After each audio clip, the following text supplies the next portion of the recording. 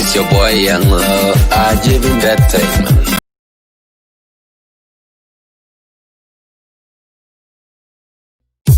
It's your boy Young Ajib Entertainment.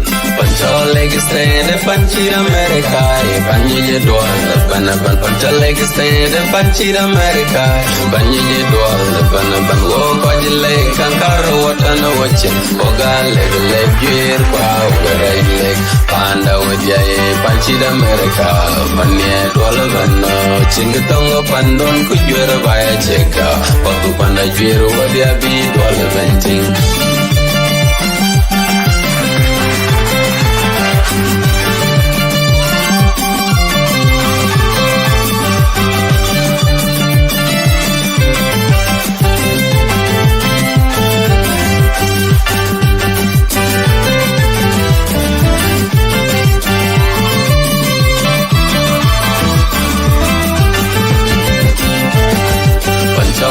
Stand Panchi America, Banyi Dwal, Banaban Pancha leg stand Panchi America, Banyi Dwal, Banaban walk on the lake, Kankara Watan watching, Oga leg gear power leg, Panda with Jay Panchi America, Banya Dwal Bano, Chingatongo Pandon Kujura by a checker.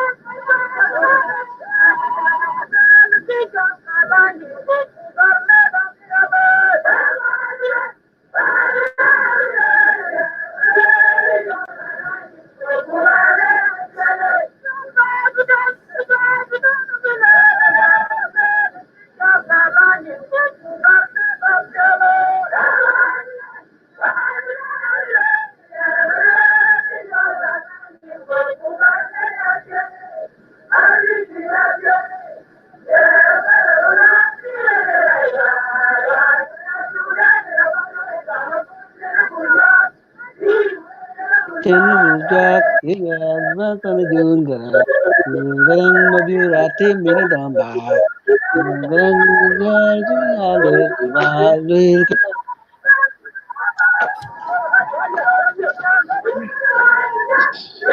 kujus goba ay kujus kulan kujal baya Sudan kujal baya Kuba ay biur kam biur diba biur diba ini biur mat kalang kulan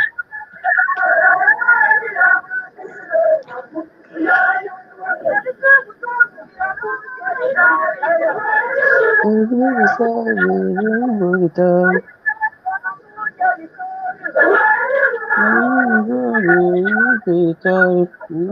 Waga, waga, waga, waga,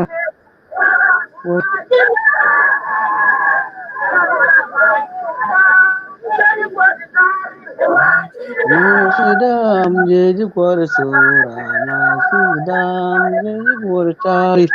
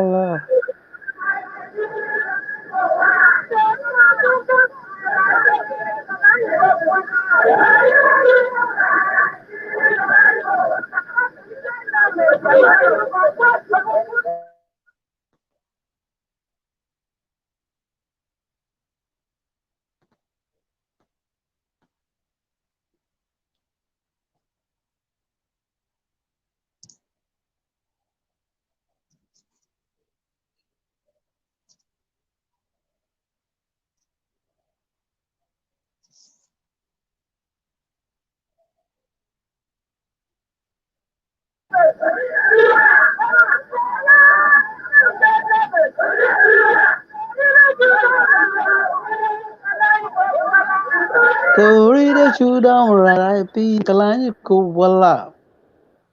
Okay. Welcome, Dr. Denny. Welcome to Let's Stay Media. Thank you guys for those of you who are watching. We want to talk tonight. Our topic is we are talking about the life of the Red Army and Lost Boys. So we see some of the pictures of Pignudo that Kachika post on one of the websites. That we post those lost were Pignudo. And you can sura do kayo. So please go to that website. So be sura do your history. So I want to pull Dr. Deng, welcome. I know you one of the J. Ahmed in Penido. and I see that you found your picture and history of Kadang. Can you tell us more about Kadang, uh, how the life was like? How the life was like when you were in Pignudo experience? Okay. First of all, thank you very much, Madit, for inviting me. Thank you, the host of Lagos State Media, and thank you, the viewers, for tonight.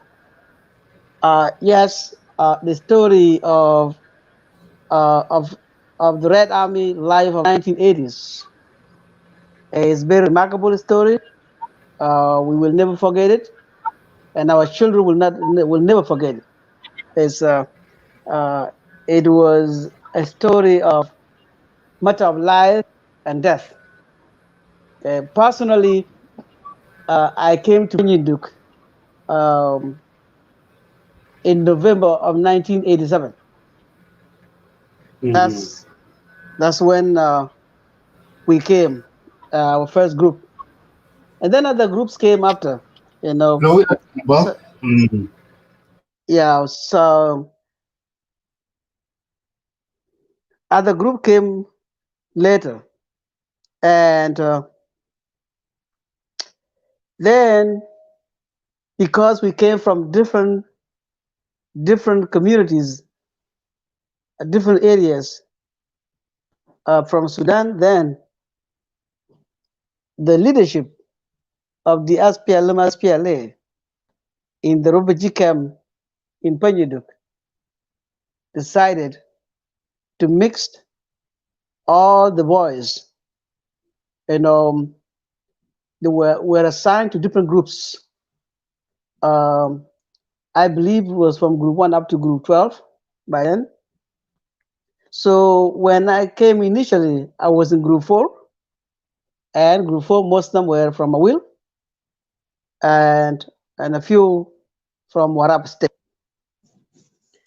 But after many people came from Lake State, Jonglei State, from Upper Nile, let me say from different places of Sudan by then.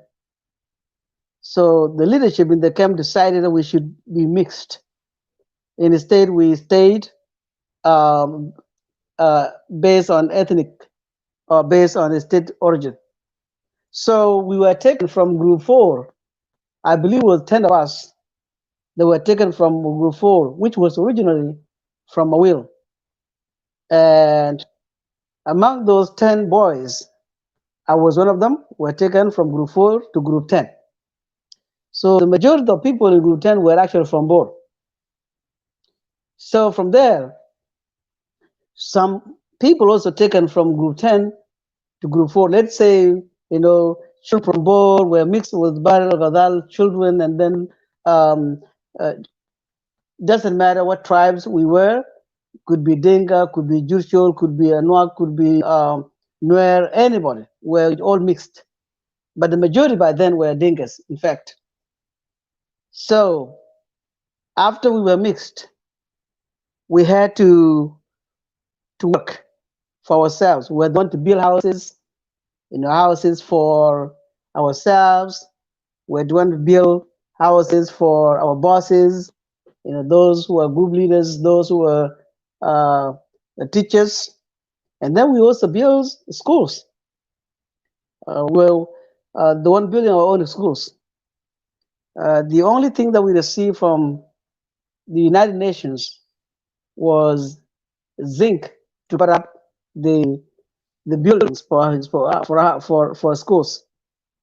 The funny thing was the life of 1980s, especially when we were in Pedro, was we had uh, to depart from our groups to the bushes or forest to spend there about 14 days. And that was to cut down trees, to make poles. The poles were going to be used for constructing houses.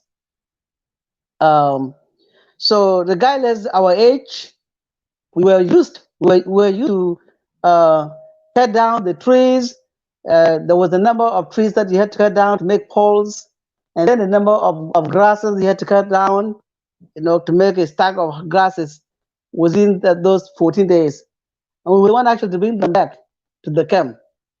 So in 1988, we were taken to military training. Then about 4 to 5 months later, we were brought back to the camp as refugees. So life by then, before we're um, mixed, uh, we were asked to write our stories. In fact, we were asked to tell our stories. We didn't write. We didn't not write by then. So you were asked about your home, village, uh, your clan.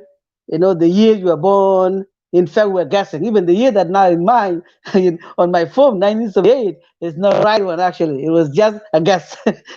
so so I didn't know by then. So then they gave us a board, blackboards where they wrote our names, you know, and then they got disappeared. So the funny things about technology today is how did it come about? So it was about 40 years ago when I saw some of the uh, Red Army's members, they had their own life stories. I mean, they had their own pictures. And I was asking them, how did they get it? It was quite difficult to get it. But it was just about 4 weeks, I mean, 3 weeks ago, when I saw a lot of people, they got their histories, social history, their IDs, information about their life back in 1987. I was like, what is going on here? So I called my friend in Juba, and my friend actually directed me to one of a guy called Bill Grang. He's the one who actually sent me my pictures. So now, if you look at my pictures, you would not recognize me very well, but you could actually identify my teeth. That's the funny thing of it. Okay, so um, it is now amazing. Now we have our this. We know the pictures. It is unfortunate. It is unfortunate. Some people don't have pictures on their profile. But I believe if they had a contact with the United Nations or Red Cross that actually um, um, designed this program like that, I think they will get them. The sad part of this story, Medit, is when you look at the names of people that we knew they died. Some been died in the Panyudu, some people were Mm. killed. So it's a very, very, very sad part. I was almost even in tears when I found mine, and I look at my cousin and my brothers, and the fact that the deceased, it was really tough. So the story is good, but it's reminded us about um, those that now their lives. I mean, their pictures are there, but they're not there. You know, and the scary thing is now, as we got all this information about our life story in 1980s, I believe the family of the deceased will see the picture of their sons, and they will be asking, "Oh, Father, we heard that our son didn't die, so all of that." Especially for my village, it's going to be very hard for me to explain. But it is a story. It's a story. Now, one thing that I want people to understand is there is always confusion about Lost Boys and the Red Army. Okay. I want to make little comments here so people really know what is the difference. Okay. Right. The Red Army are the children that you have seen before in the video singing. In Panyuduk, they could be in Panyuduk, they could be in Dimo, they could be in in Bongo, they could be even in Itang, they could be in so many places that the SPLM actually occupied as a training camps or refugee camps. Okay, so when they were trained to become soldiers, we were named Red Army, Jej al Amr in Arabic. Okay, so so so when we left Panyuduk as Red Army. Okay, but in the language of United Nations, in the language of United of Red Cross, they did not call us Red Army. We used to be called miners. Okay, so miners means small children. So so when it's come in term of UN language, our They title is, call it the company, and a company minor. yes, yeah, and Yeah. accompanying miners, yeah. So What? Yep. yeah, so that's another name. When we came to Kakuma in 1992, and when the process of coming to the abroad started, um, the lawyers that came to Kakuma had to find the names that would be attracted to the United States Senate, Canadian Senate, Germany, or Australia, that name that could, attract them. Okay, by then I was the group leader, so the whole process I got involved. So there were two names they suggested. One of them was same minor that they call us, and one of them was Yes. orphans. Okay, be called orphans. All right, and then the name of orphans, people opposed it because we said yes, we know, most of us know that their parents were killed, they died, or one family, one of the family parent or of the parents, maybe a father or mother died, and the people that their families completely died, and they were their family are alive. So, so there is no way. Hang on 1 second. Ton Kwal. Yeah, that is a picture of Ding. Yes, Picture. His picture when he was young. That's the picture. Yeah, go ahead. yeah. Thank you, thank You you. are. So, so the name of orphans was not good.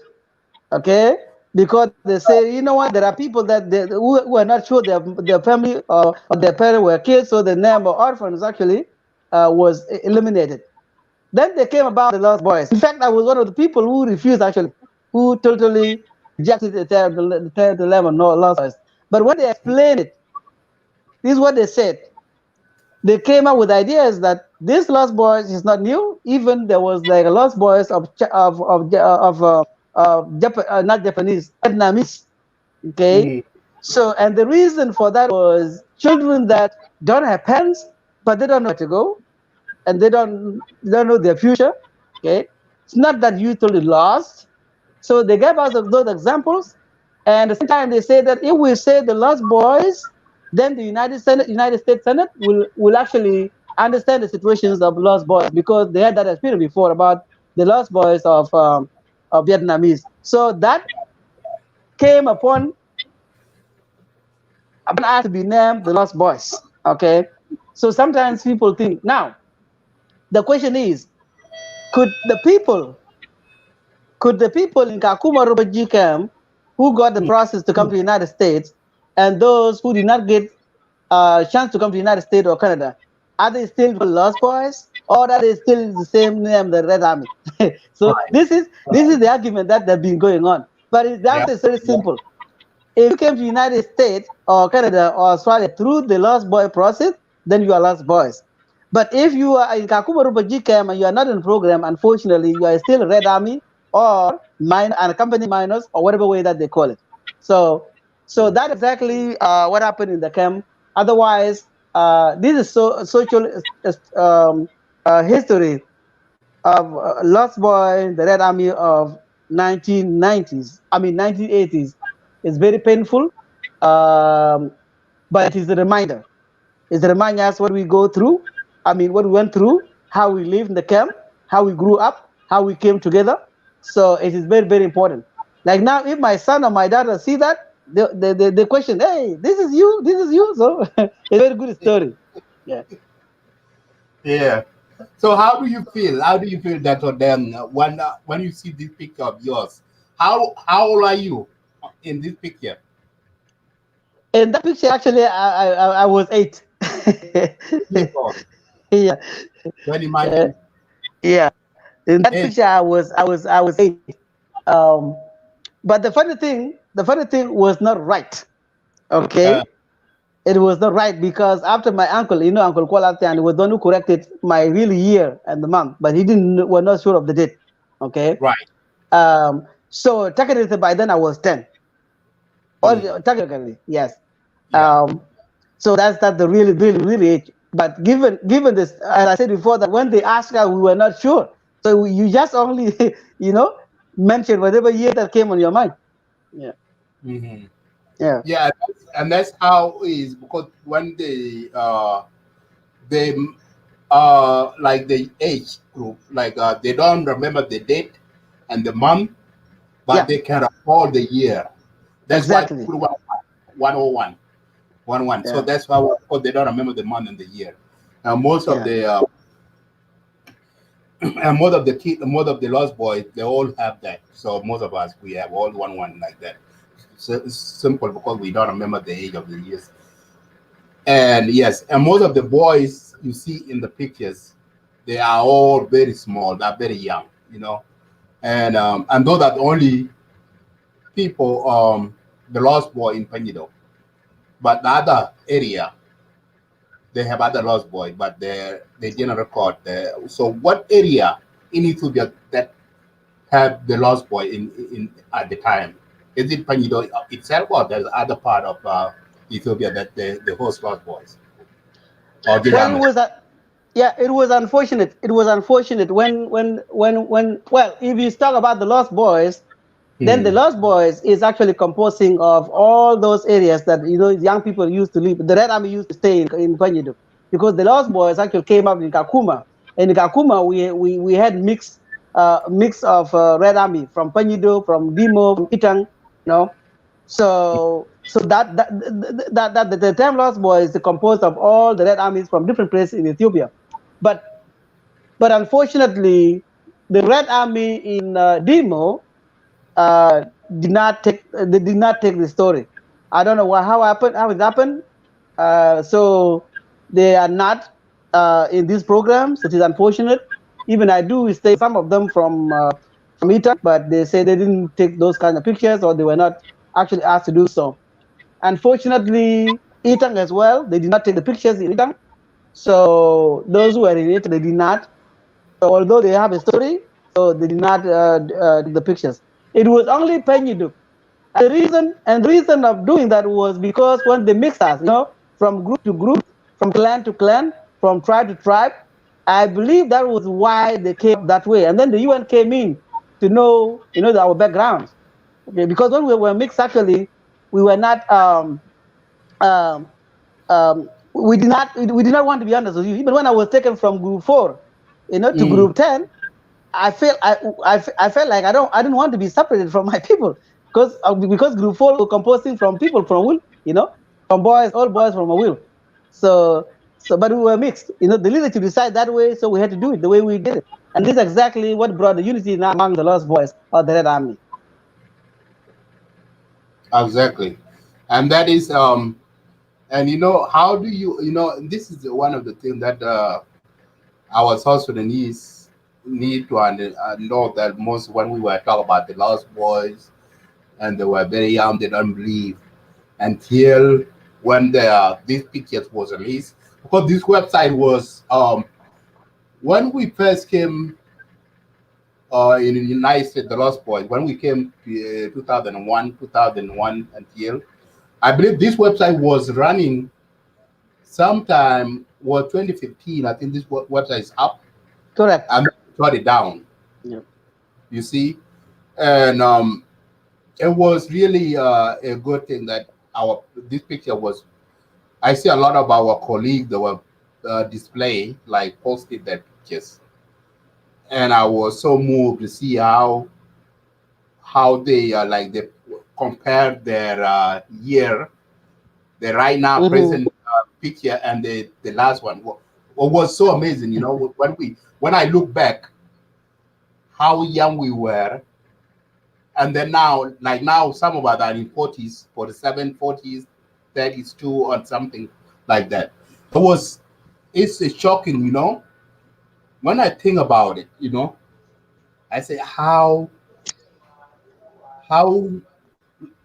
far the lost boy, we the lost boy came along, you see, and then we came to America, and some of us went to Australia and Canada and anywhere around the globe. Most of us are very we as you see that when the Lord was moved to Ethiopia, they said that this Lord what we are putting in his school, and we did that. Those boys did that. We came to America and we did exactly what that program and SPLM vision was. That the lost boy they have to be put in school for education, and we did that. Now we grown up, we have education up that are being lost. So for those of you who are watching the Lost Boy, if you are the Lost Boys, please you can join the show and come and tell us your life experience. Yeah. So you can come and join us for a live experience, okay? So Dr. Deng Ding, come on back.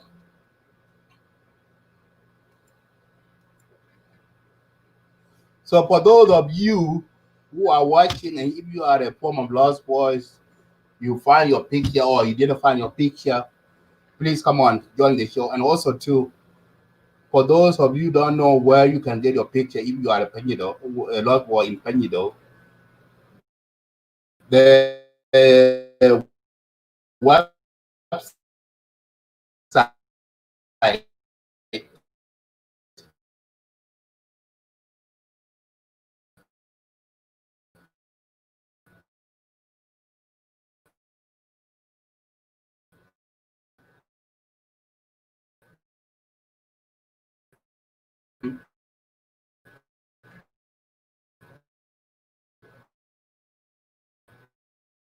your real name when you were that, then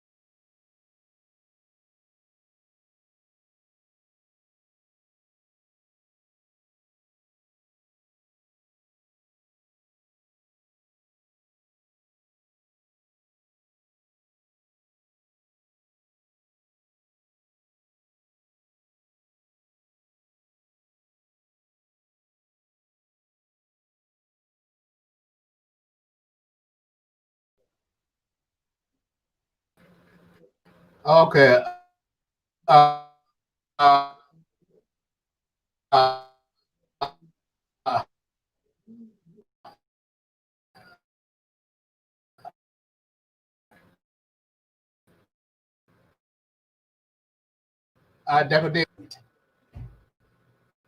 Okay.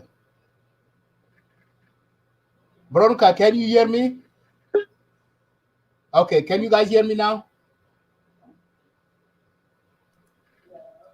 Okay, Dr. Den, can you hear me? Yes, I do. Sorry, my network is acting badly here. I don't know what's going on. No, actually, it's my network down here too. So, Uh, yeah.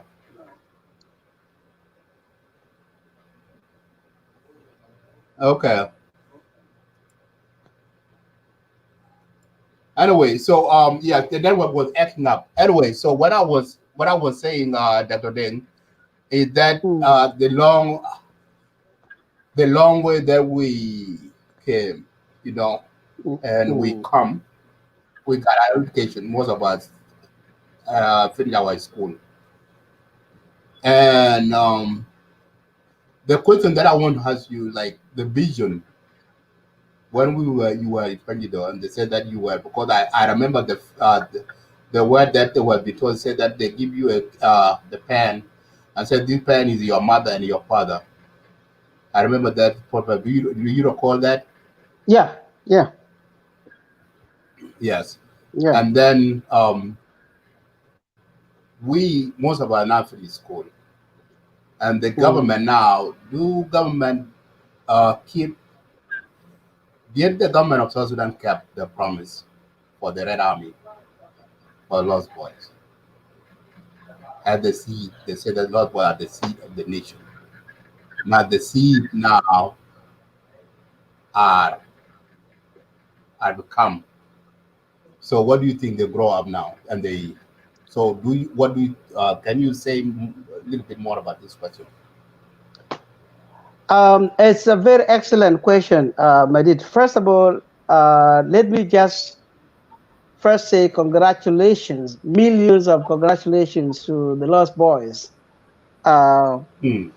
they have made a global history And Lost of their life one of story. the Lost Girl, Lost Girl, The Lost Boys and one Lost of the Girls. Lost. Yep, yep. The Lost Yeah. Boys and the Lost Girls. So, first of all, I would say millions congratulations to both Lost Boys and Lost Girls, um, wherever they may be. Uh, because if it's not 90%, then I'm 100% sure that over 80% of the Lost Boys and Girls who came to United States, Canada, Australia, and some part of Europe, even if within Africa, they have achieved their educational goals. So this is a very, very, very important part of our lifetime. And as you mentioned before, when we were in Pignudo, the first time John Garang came, you know, Hmm. what he told us was about education. Yeah. Okay? And even ourselves, we used to sing a song that John Garang give us a pen, give us a pen. You remember that song? Okay, if I had to translate into English, right? And of course, they said, yes, this is a pen, this is yours. Okay, go and do it. Although a thousand of them did not make it because of common war, um, I would say now most of the lost boys and girls in diasporas have accomplished their educational goals. They have actually accomplished the Hmm. assignment that we were given to our leaders. Now, when it comes that does the government in South Sudan now, under leadership of Salva Kiir Mayardit, who was actually, by the way, who was the main key, the main protector of the lost boys, because wherever the lost boy had to go, he was in front line. Okay, so Yeah. Yep. so the question is, does the government of Salva Kiir Mayardit or the government generally in South Sudan, whether it's state level or local level or federal level, do they really consider what they promise us? Hmm. I am going to answer this question in two ways. One way, I will say yes, and the other way, I will say no. And here is why. Hmm. We, the Lost Boys, particularly in the United States, had a very strong national Lost Boys foundation, Hmm. very strong one. Our friends, Americans, had involved. They supported us. They were behind us. They wanted us to be successful. They wanted us to move with the foundation. They wanted us to move on with our educational goals. They wanted to move on with everything that would bring um, bring us up, and then we had to go back and help our country. One of those things was the proposal that was 2009 and 2000, actually, by the way, after the peace agreement, right away after the peace agreement. So between the time of the peace agreement up to 2012, well, 2011, before the Yeah. independence of South Sudan, okay, Hmm. there was a lot more programs that was we proposed that program that the United States government, we asked United States government to forgive our loans, okay, the loans that we used to go to school in exchange of supporting, of going back home and bring the skills that we learned from here to South Sudan. Salva Kiir Mayardit was number one supporter. Senators were part of the supporters, but unfortunately, the Lost Boys and girls themselves let themselves down. When disagreement came in, The proposal was sent to the Senate. The Senate agreed that they would look into it. The government of South Sudan agreed that they would look into it. Okay, but unfortunately, our divisions among the lost boys and lost girls, the divisions had killed that program. The program in which, if you had to graduate from college here, and you used to go to school with school loans, then the United States government will not ask you to pay back. You will go down to Sudan and work there, so that the money will be compensated while you're working in South Sudan. It was a great program. I was one of them who supported the program because I wanted to go back and bring the skills that we were sent here to the United States to complete. Because, to be honest with you, our education, the achievements of education we have in the United States, it is not our own. It is not our own. It is for everybody. Every South Sudanese, whether that South Sudanese in the United States or in refugee camp or in Sudan, South Sudan, or even died. Because it's the same common goal. It's the same common goal. I wouldn't say that my education in the United States is only mine. No, it is for our country. Because God given us a reason to come to the United States to represent the voice of our people, to go back later on and help our country. That is the purpose of it. Unfortunately, that program did not go on very well. Did the last boys go back to South Sudan and help? Absolutely, yes. Many of the last boys went back to South Sudan, especially during referendum and after referendum. Many last boys were working in South Sudan. Some of them were working in the local government. Some of them were working in the federal government or state government, or even with NGOs, or even at institutions. Okay, they were working. Unfortunately, there were some of them who did not go there to do the goal that they were sent to the United States to get education. They use education they get from here in different way.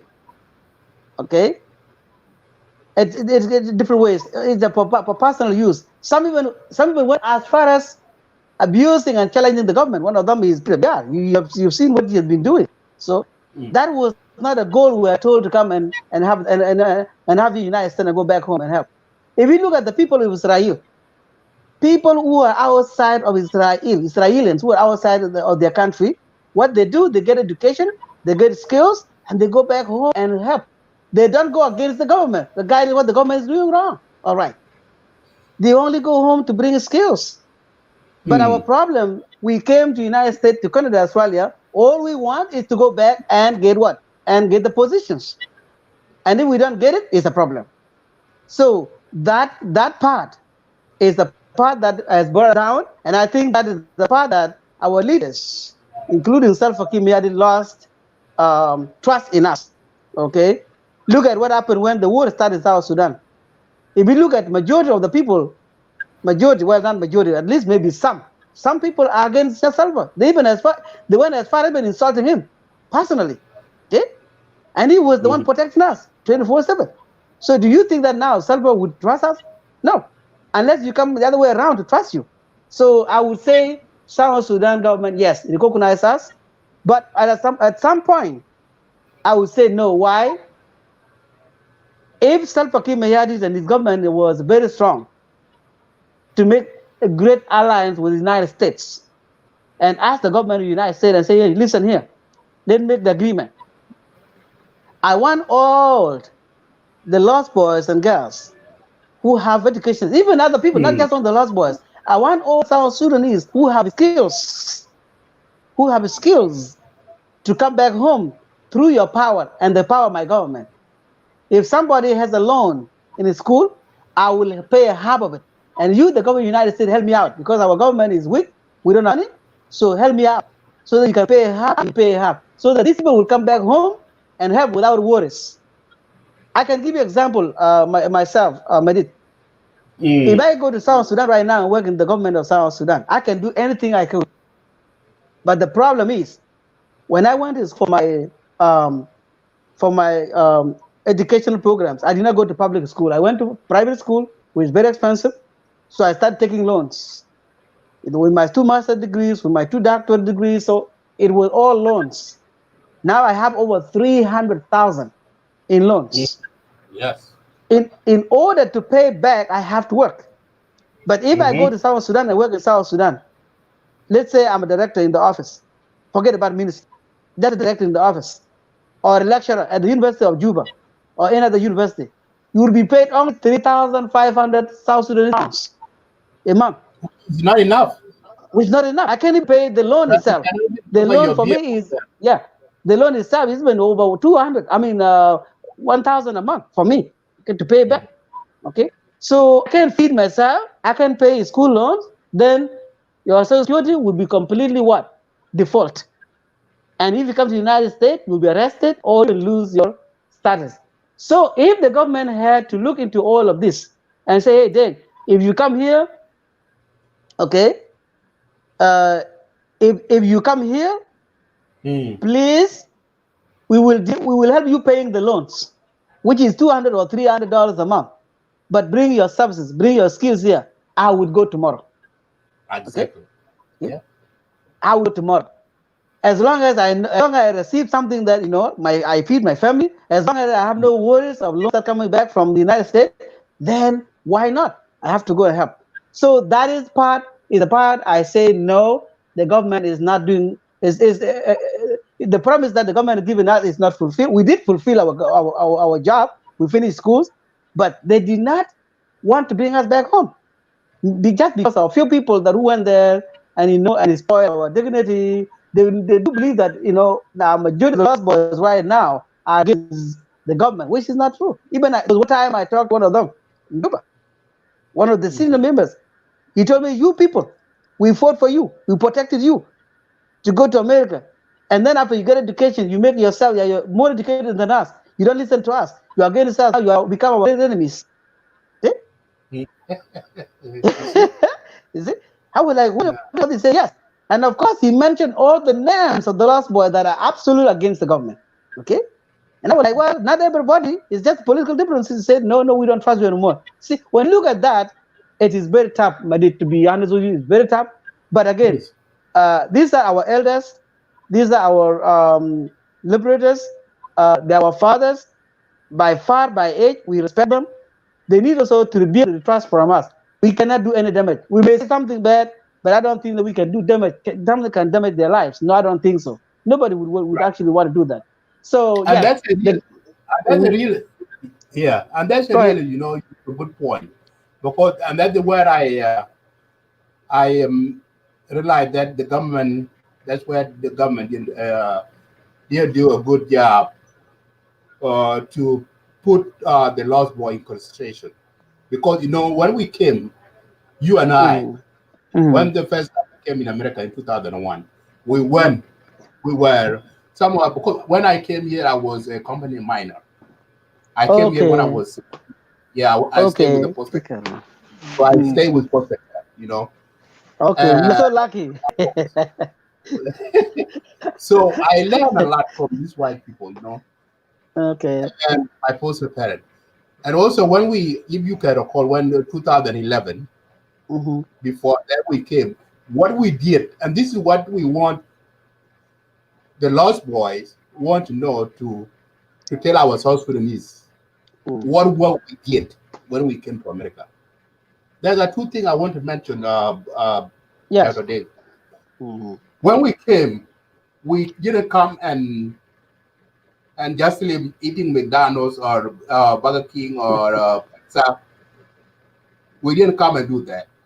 We came, most of us came, we were very active when the Hmm. uh, peace pronounced the CPA, during the CPA movement, when we, the lost boy here, we went to the churches, we went to White House, we called Hmm. senators, yeah, before a referendum, Yes. those 6 years, 6 years period that have been given South Sudan, those boy haven't slept in America. Hmm. We talked to a government, American government, former President George W. Bush administration.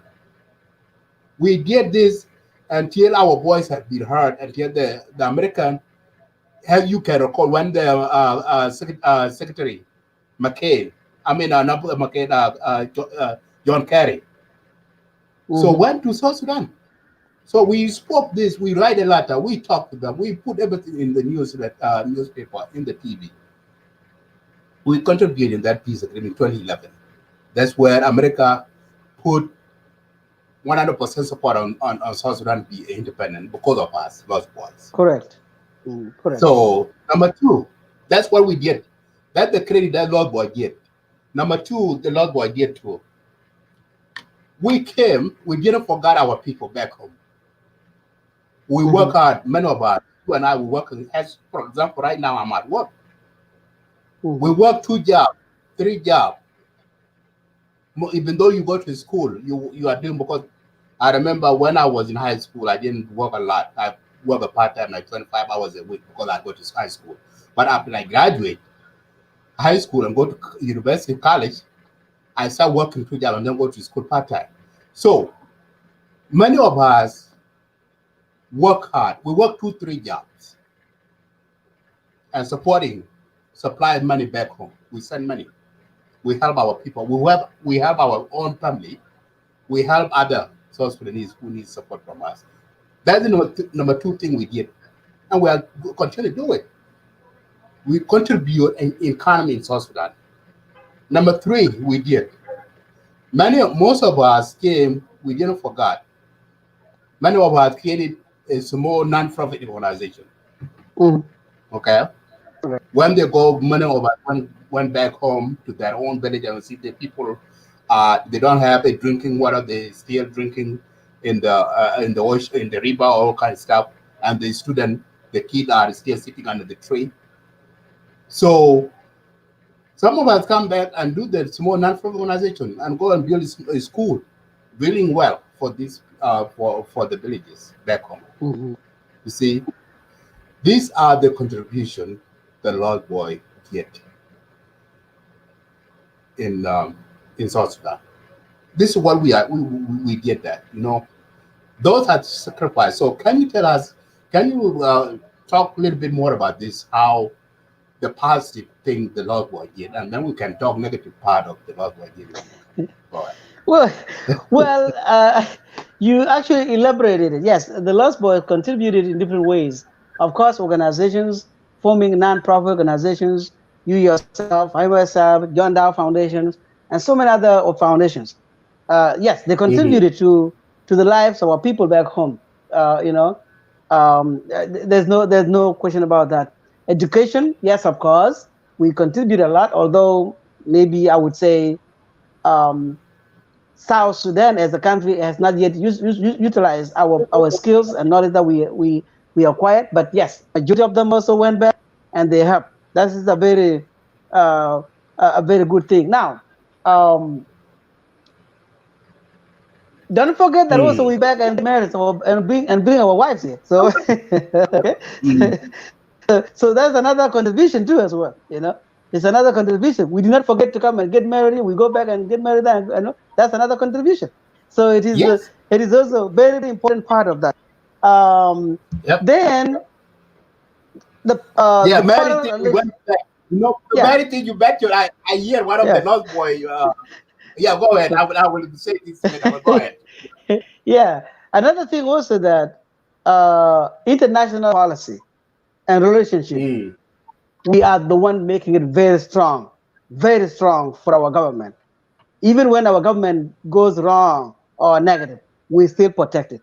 So it is also a part of thing that, given the war going on right now, it's because also Lost Boys stood very well with people.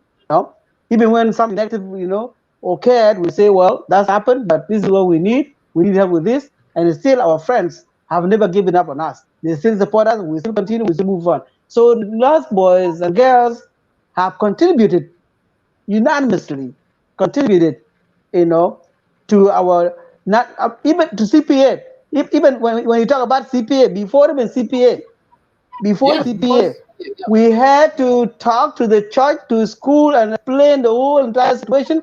That what gave the pressure to President Bush to force John Garang and Bashir to sign peace agreement. It was because of our call. Okay? It was because of our call. It was because of our hard working. So we really contribute a lot. To be honest, we contribute a lot to our country. It is unfortunate the government contributes small, but 90% not yet. That's the bad part. Otherwise, we can go ahead and talk about the negative parts of our presence or our absence. Thank you. You're welcome. Yeah, yeah.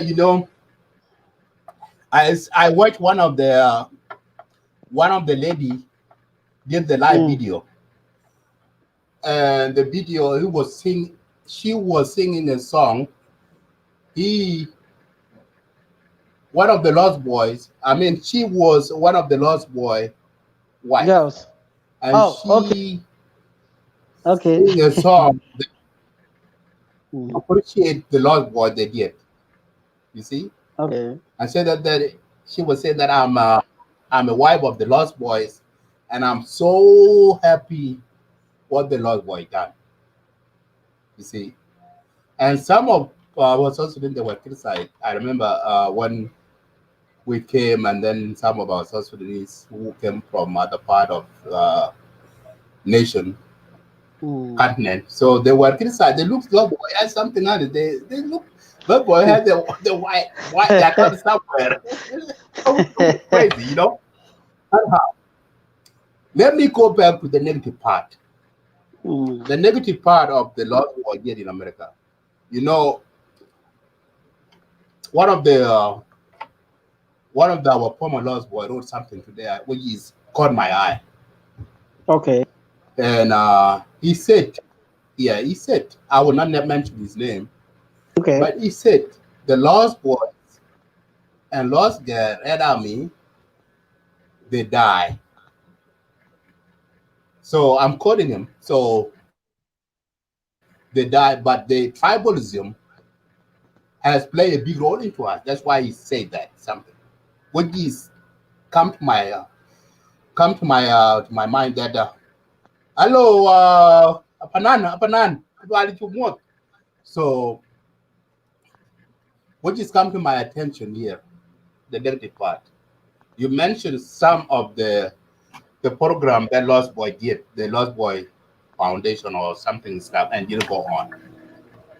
And that because the negative part of the Lost Boy, that the tribe that came in because when if you let me go back definitely when we were in group Jejaram, we were mixed together, right?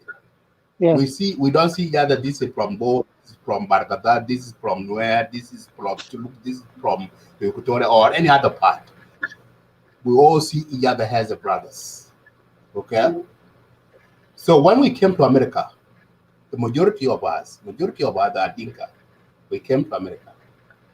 Something happened. Something fishy happened. What is I don't quite get it.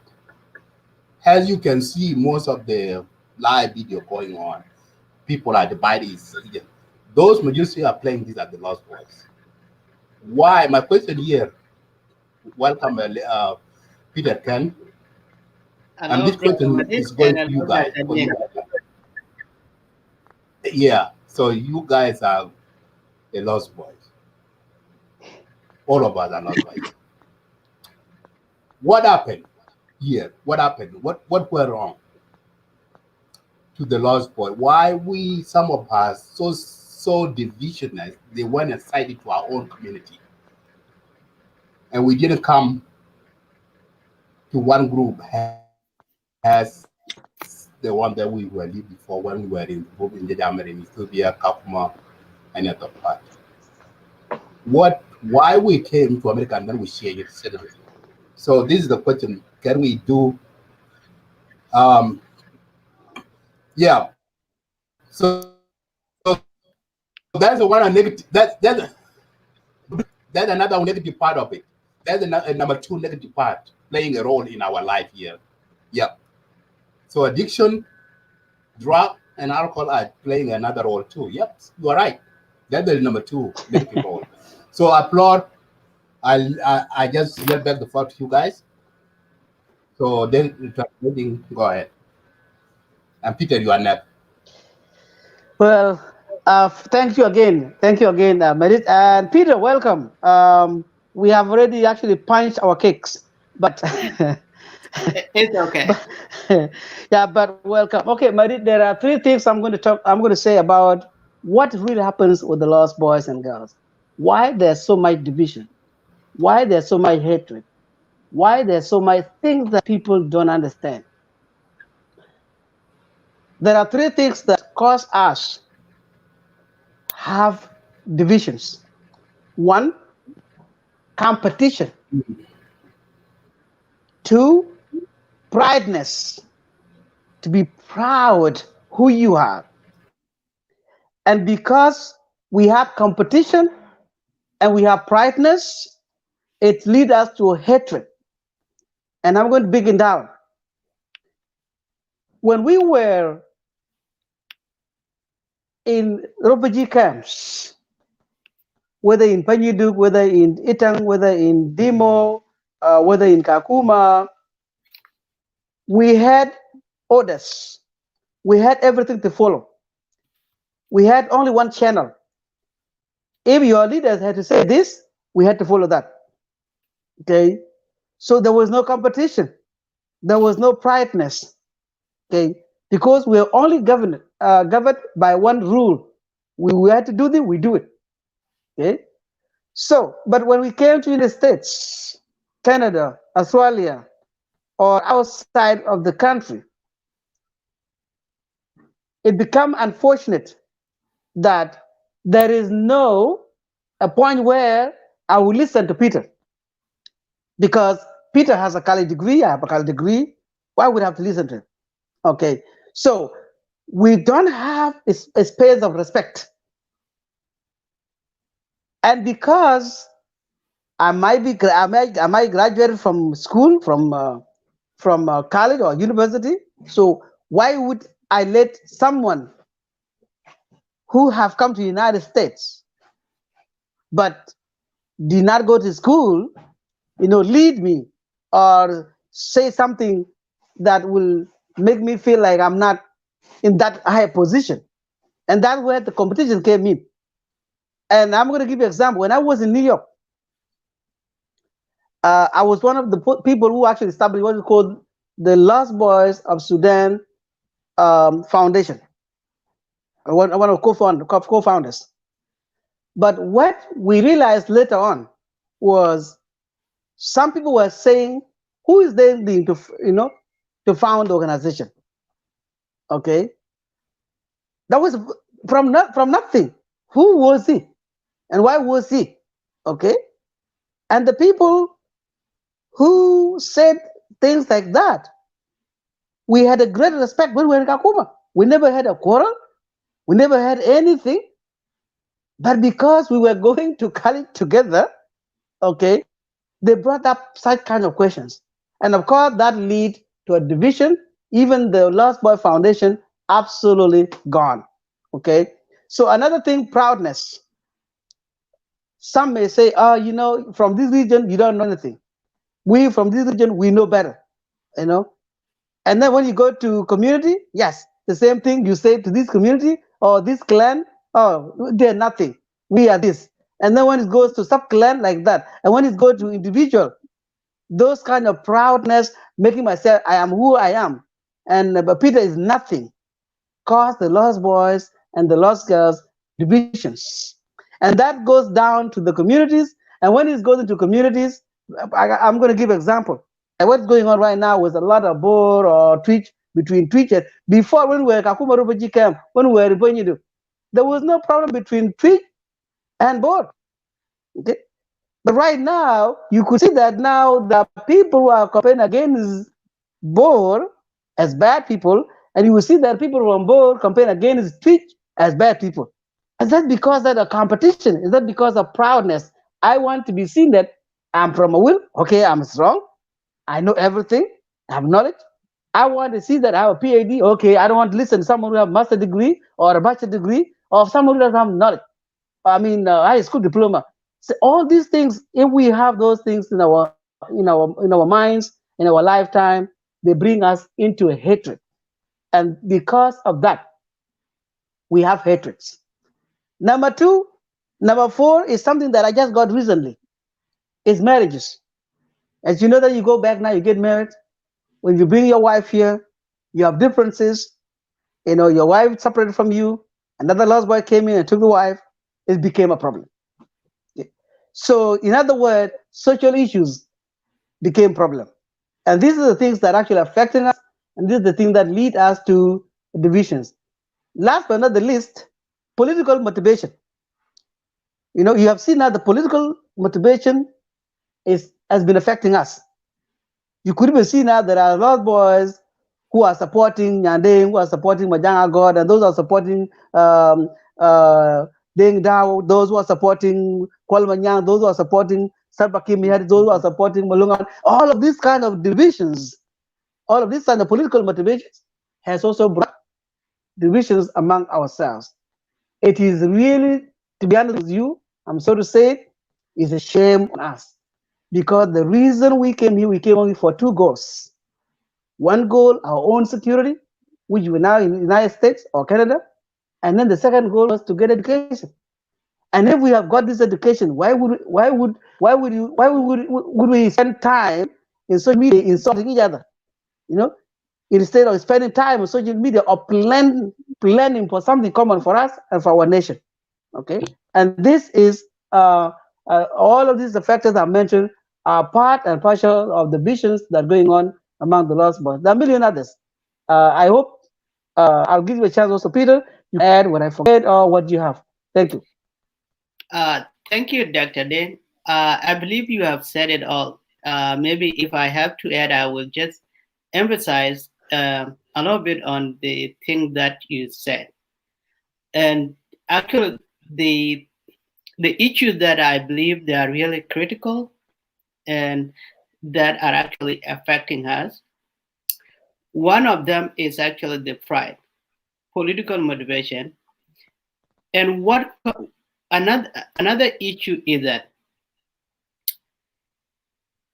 we actually forget about who we were and where we begin in the first place to be called Judge Ahmed. There is a little thing here. Competition was very important. And the way the competition was done, not because I am well educated, he is not well educated. It actually came down to a sectionalism. I will not call it maybe a tribal, but a sectionalism. The good example is when we start the issue of development, what we did as a Lot Boy, we actually decided instead of developing South Sudan as a nation, we said we are going to begin from my own family, my own section. And this is where all the organization of South Sudan or the Lost Boy begin to break down. And this is where it began to break down, where we lose identity of being called Judge Ahmed. And the only identity we have is where I came from. I am Aliab and I'm Wanbulo, so. Okay? That's the pride we take instead of Judge Ahmed. The reason I said that, I experienced myself and most of the Lost Boy experience as well. When we come up with the issues of development, let's say Madid, Deng and Peter Kenny. Madid maybe and I will be, we are from the same leg state, but you Deng, you are from a wheel. If we decide we have to develop something, how do we decide on how to do it? Instead of thinking, okay, where is the critical place? What exactly? Where exactly can we begin to do that development? What came in is an interest. Instead of saying, this side at the far north a will that we should develop, I begin to have my own interest. It has to go to Awarial County. It has to go to my own village. The same to you today and the same to now politically, like you said, we are being motivated by sectionalism as well. You barely now see a days. You barely see on a cross line where you see, okay, instead of people naming a people of national, the people with a nationalism, the people actually that have an idea, people base their political affiliation based on who they actually related to, where they came from. It would be rare if I had to say, okay, who will, okay, is it Malonga one that I had to support? If we put a person with Malonga one from Far North, Denga Turjung from Far North, with a person from a Lake State, at any time, at any zero, you will see people from Lake State actually they think, Denga Turjung is the better politician. I mean, uh, whoever come from Lake State is a better politician from Denga Turjung in North. The same thing whether in Eastern Equatoria, Western Equatoria, and so forth. Why? Because we are now being dragged into sectionalism and forget about who we were as a minor, as a Judge Lamed, who are actually the seed of Junub Sudan. Good example, the Lost Boy Foundation, the one that actually that you guys have these pictures. Mm-hmm. When it was launched in Phoenix, Arizona, it was a lot of celebrity in the United States. They were really happy to see Lost Boy come out that way. And how many money was raised? They are $1 million. $1 million. $1 million. And you know what happened to that foundation? People ending up fighting it. You know where it came down? It came down to where actually it became a regional. If people were, it became a regional problem. Welcome, Dwalajan. Until the person who was actually the head left, nobody knows where the money is up today. Nobody knows where the organization is as today. Because it was individual interest. It was a national interest. I have a good example.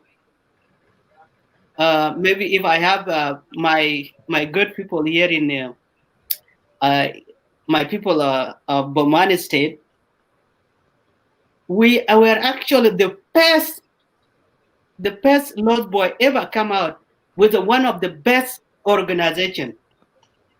And the aim was to build 10 high school in Sudan. This was before that just a year before actually peace agreement in 2005. But it was ending up being implemented actually in 2006 when we incorporated and get our 501(c)(3). It was called NESI. That organization was actually funded by UN. Okay.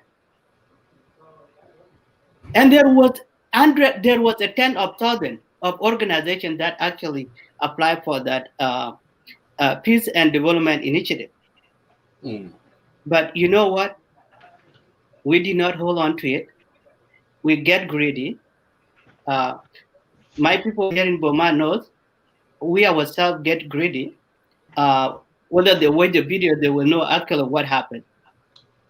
I was one of those people as a leader in the state of Burma get involved to solve the problem, to make sure that organization doesn't fall apart. You know what? It did fall apart. It did ending up falling apart. And the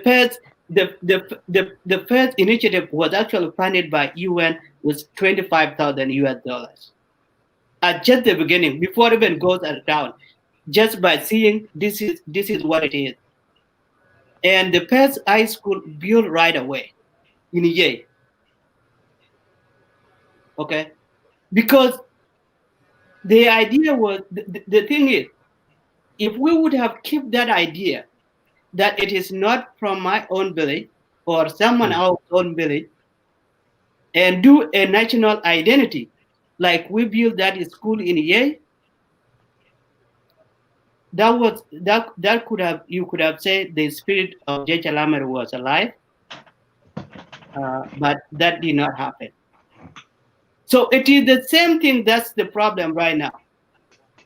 You see, people are composing. It feel like we are going back to the villages. People are composing the songs in name of their village. No, you will never hear. You will never hear. I am yet to be challenged to hear someone actually telling me this is a song that actually I think has a national song for South Sudan as a country. I will have my own cousin that might sing a song about our village, our section, our tribe, or our region or our state. So if you put that in perspective, that's a problem. It is not a tribal, but it's a sectional thing where and this is the problem that has been going on, and it's and a general as South Sudan, where as a South Sudanese, you don't feel to be secure as a South Sudanese. You feel secure within your family. Okay? I don't feel secure to be a South Sudanese. I don't feel secure to be from Lake State. I don't feel secure to be Monyalia. Maybe I am only feel secure to be within my family. You see, here in the United States, you feel more secure to be an American.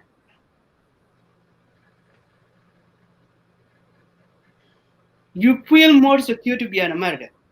And that's a different right there. That's a different right there. So, in reality, the J. Lamer dream have not died, but mostly in majority of it, it is died. Yes. Here right now, we have people that are actually more educated. When you talk, you will never see them coming out, to talk about the issue of South Sudan, because there is this thing that I don't want to talk about the issue of South Sudan. I am a future leader. You are on your late 30s and 40s. When are you going to be a leader? At 70s? When are you going to have say in national issues? At 90s? Absolutely no. No. Absolutely no. So yes, Dr. Deng, you have those you have made really critical point and issues and things that are affecting us as a J. Lamer or a lost boy, where have we fall apart, and where is the dream still alive? What happened? Of course, the Madin mute the audio. Yeah, mute them. Yes, of course, that dream is alive. And as a lost boy, we actually did a lot. Whoever is going to deny that the peace between South Sudan is actually came to existence, and the separation of South Sudan from North, we were the ambassadors for that. It happened because of us. Yeah. Few of us are from local to the. Yeah, we did a lot. You're right. Few of us here are really well known from local state to Washington. Yeah, we did a lot, Peter, but we fall short. We are well known for that. Yeah. And because current issue of South Sudan now is taking too long, because we are silent. If we speak up, it won't take long. It is guaranteed it won't take long. It won't take long. And that silent of Lost Boy, Peter, that silent of the Lost Boy, that's you mentioned before about the section. That played on that, and then the cause of silence of the Lost Boys. Because the Lost Boys are not used to be the Lost Boy when the first time we arrived here in the United States, 2001. Because I remember my state, I living in Michigan, was one of the states in America that majority of the Lost Boys and Lost Girls came in. And every year, Peter, every year, like 1-1, which is the birthday of the Lost Boys. So all the Americans, they celebrate this. Foster parent, case workers, our case workers, governors, senators, and even the local government. They come in during that time in the 1-1 to celebrate the birthday of the Lost Boys and Lost Girls in our state. They do that every year. And then what you mentioned, that's the genesis of why the Lost Boys fall apart. Because we came after we just come, I don't know, we come realize that okay, we want to group ourselves as a section. I'm from this section, and then some of our Lost Boy colleagues, they hijack the name of the Lost Boy and the benefit of it. You see, and they even go and build a school, clinic in the name of the Lost Boy. And these people, they wrote, some of them they wrote the documentary, the books. And this is the time we want to revisit. The Lost Boy need to revisit the footsteps because we are not young no more. Because if you see those pictures that some of our colleagues who find that the pictures and the displays, then somebody can sit back and say, wow, what a journey. What a journey I come from.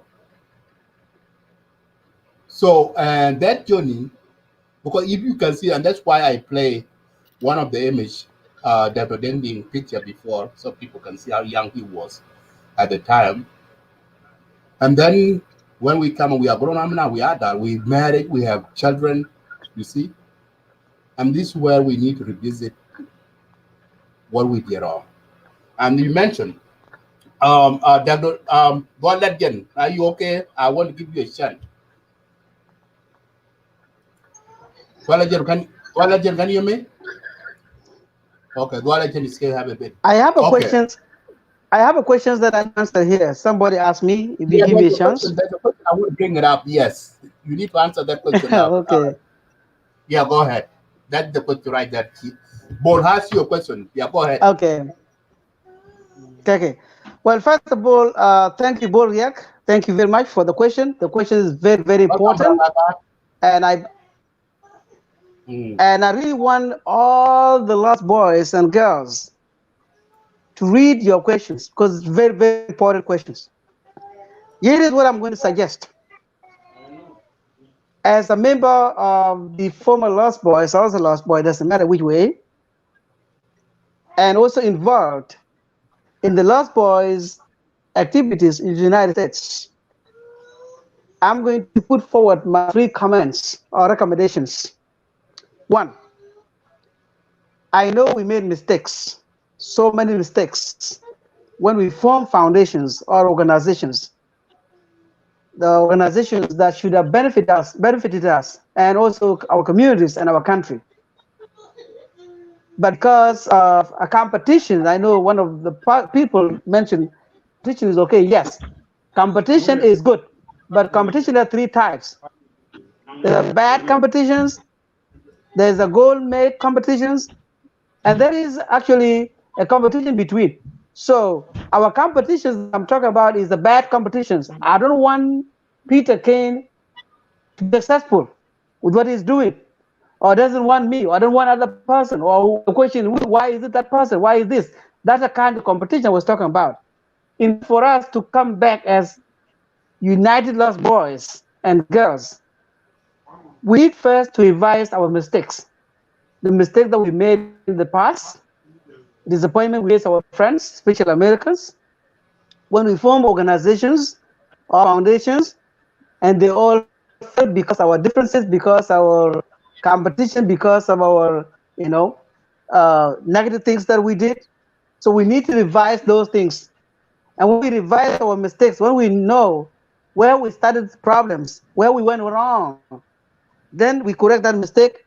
Let's reunite. Let's reunite and let rewrite this. That here again we are Okay, we are not that, like someone mentioned before. It was just a mistake we made. But now, given our age, like you mentioned, most of us are in 40s. Okay, so now it is not time to use our hard minds where you think you behave like a child. No, we are grown up. We have kids. Okay, so we need to revise our mistakes and then reunite and then look at all the programs that we made before that failed. Why they failed? Did it come just from individual or was it just a collective failure? We correct that mistakes, and then when we do that, here is what I want the lost boys and girls, including myself. Let us put our vision why we came to the United States, Canada, Australia, or even Europe.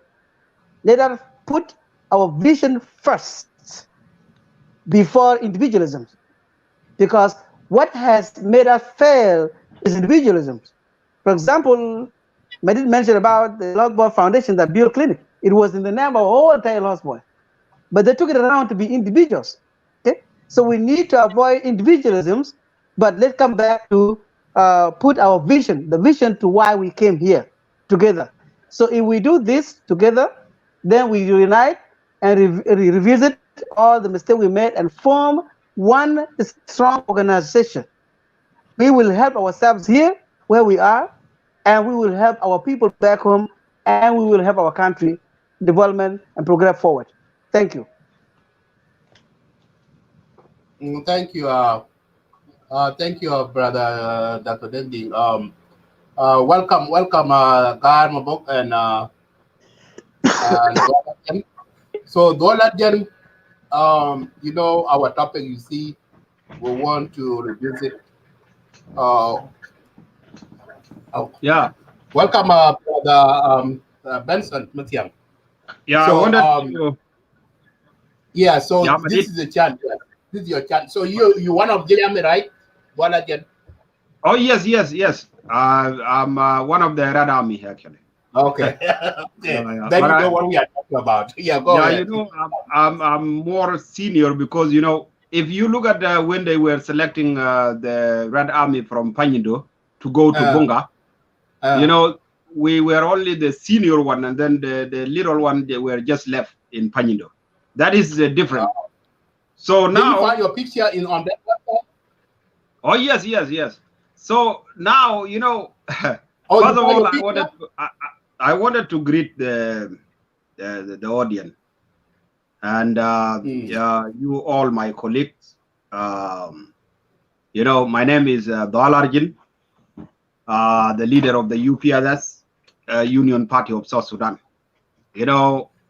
Quickly, I think what we are doing today, the topic today actually is really very good. These are the things that we need actually to deeply discuss so that at least we can find actually what we miss out, and we can also find the potential in ourselves rather than just looking for the whole generation or maybe other people from outside South Sudan.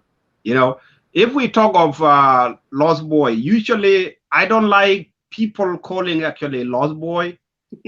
I really wanted the people, actually, most of you, to just begin erase the word lost boy and start calling it in the right way, Red Army, because that is the correct name, actually.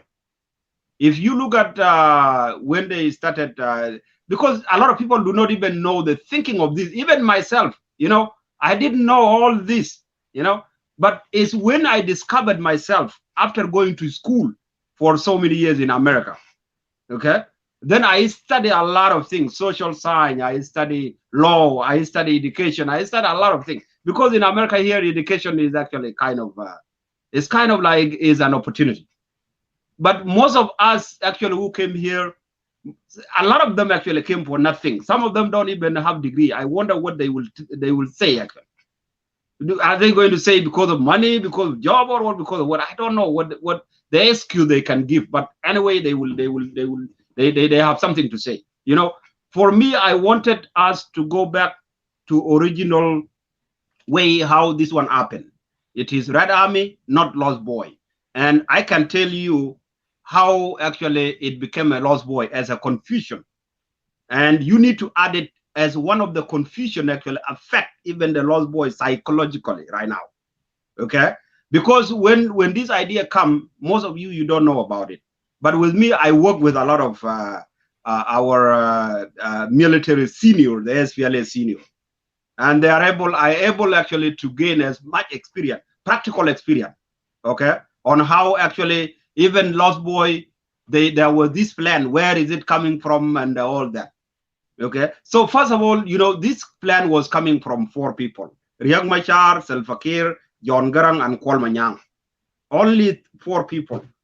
They were the one actually who sat down and say, okay, now there was no more people that were coming from their villages to join the rebel in Bill Farm.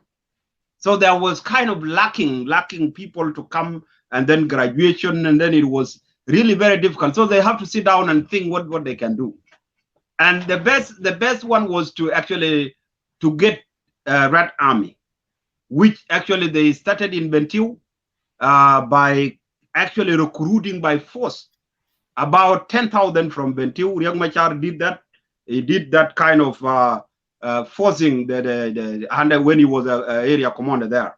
So he actually were able to forcefully recruit 10,000 and bring them to Bill Farm, or to actually to Ethiopia. I was one among them. I don't know, most of you may be from Barghazal, but I heard there was also a plan of recruiting 10,000 from Barghazal. But I met them when I met them when I reached Ethiopia. And then there was also another plan recruiting 10,000 from Apanal under Kwal Manyang. So now, if you look at this, it was, of course, a plan to rescue the SPLA from collapsing. Because SPLA was collapsing, there was no people coming to join voluntarily from villages, because it was broke down into pieces from Bill Farm, the battle. There was a battle in Bill Farm, actually, of which many of you need to study that. Because sometimes when I tell you, Ajama, we are in tribal war, some of you, they may be thinking, oh, this one is started in 1991 or maybe in 2013. No. Okay. There was a kind of a tribal war that actually started around 1984 in Bill Farm. And that was the kind of beginning of the problem between the Denka and the Nuer. Okay.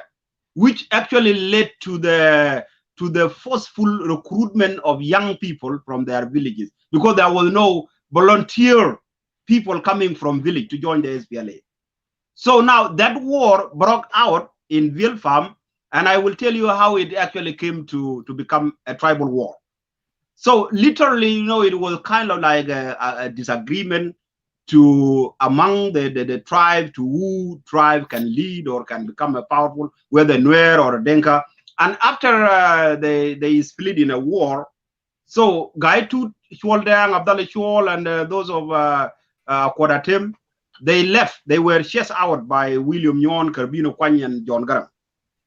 But what happened later on, after this guy was chased out, the leader, Gaitut, was killed, Abdallah Shual took over the military. But the problem is here, what I wanted you to understand, especially you, the Red Army. Okay? What happened after the Gaitut was chased away? Anybody, including Musajideen, and Musajid is an armed person, somebody who is undergoing a training, is like now what they call cantonment. So those guys who remain in Bill Farm, if you hear the history from Carbino Kwany did what they call a parade for those guys, and he shot them dead. That is the beginning of what we call tribalism between the Nuer and the Denka. I want you to understand that and try to study if we really wanted to go and to have a peace in South Sudan. Okay, so from there, now when that kind of happened, so the SPLA was fighting in Apanal, fighting, and then actually everywhere. So it broke out.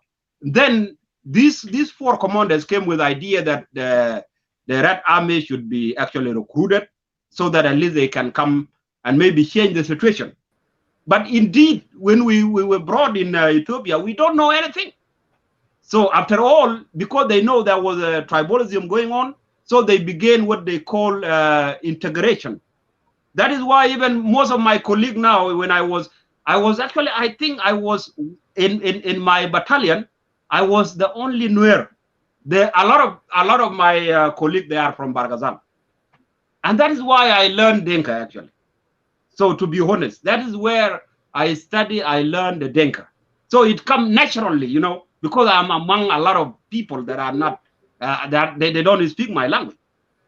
So after when we were mixed together, okay, then there was some people will be taken and they go join the Jesh Aswad, and other remain, the young one remain until when it come to our turn, when almost the Ethiopian government was actually nearly to collapse. And that is when actually we were actually picked to join Bunga and then join the SPLA. And if you look at this, you know, when we joined the SPLA, almost the Ethiopia government collapsed.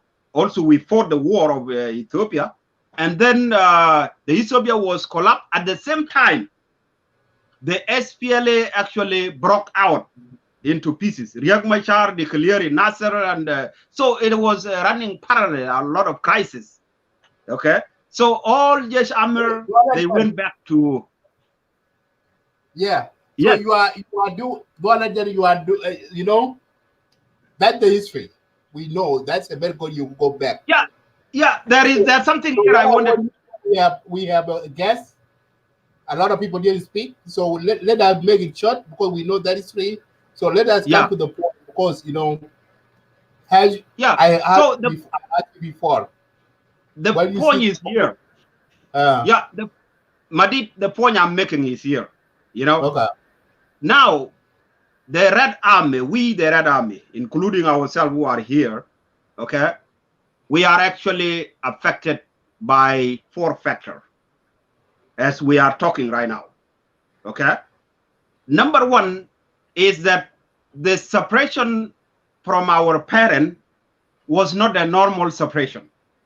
Okay. And you know, anybody who is forced to separate from the parent, it will be in your psychological brain for a long time. So that one is one of the effects that is affecting us. Number 2 is the war itself. And first of all, why do I say separation can affect you? You know, a lot of you don't know, but now when you come to America, maybe some of you learn in school and you learn the importance of a family. So sometimes, you know, if you get away from your family at a younger age, in America, they will put you in something called foster or a children foster or somewhere until you actually you become in a certain age where actually at least you can think by yourself. That one was not there. Some of us, they got into the training camp at age 10, 13, 15, even 20. You are not 20 yet. Now, this one, look at this effect. You are losing a lot of what we call moral values. Moral values are actually found at home with your parent, mom and your father. Most of us, we lost that thing. Okay, a moral value like respect is very important in a human growth. Moral value like being kind, having feeling of other people. We don't have that. Okay, a moral value of maybe being honest. I was laughing at some you know, some people even right now. A lot of lost boys, they are liars, all of them.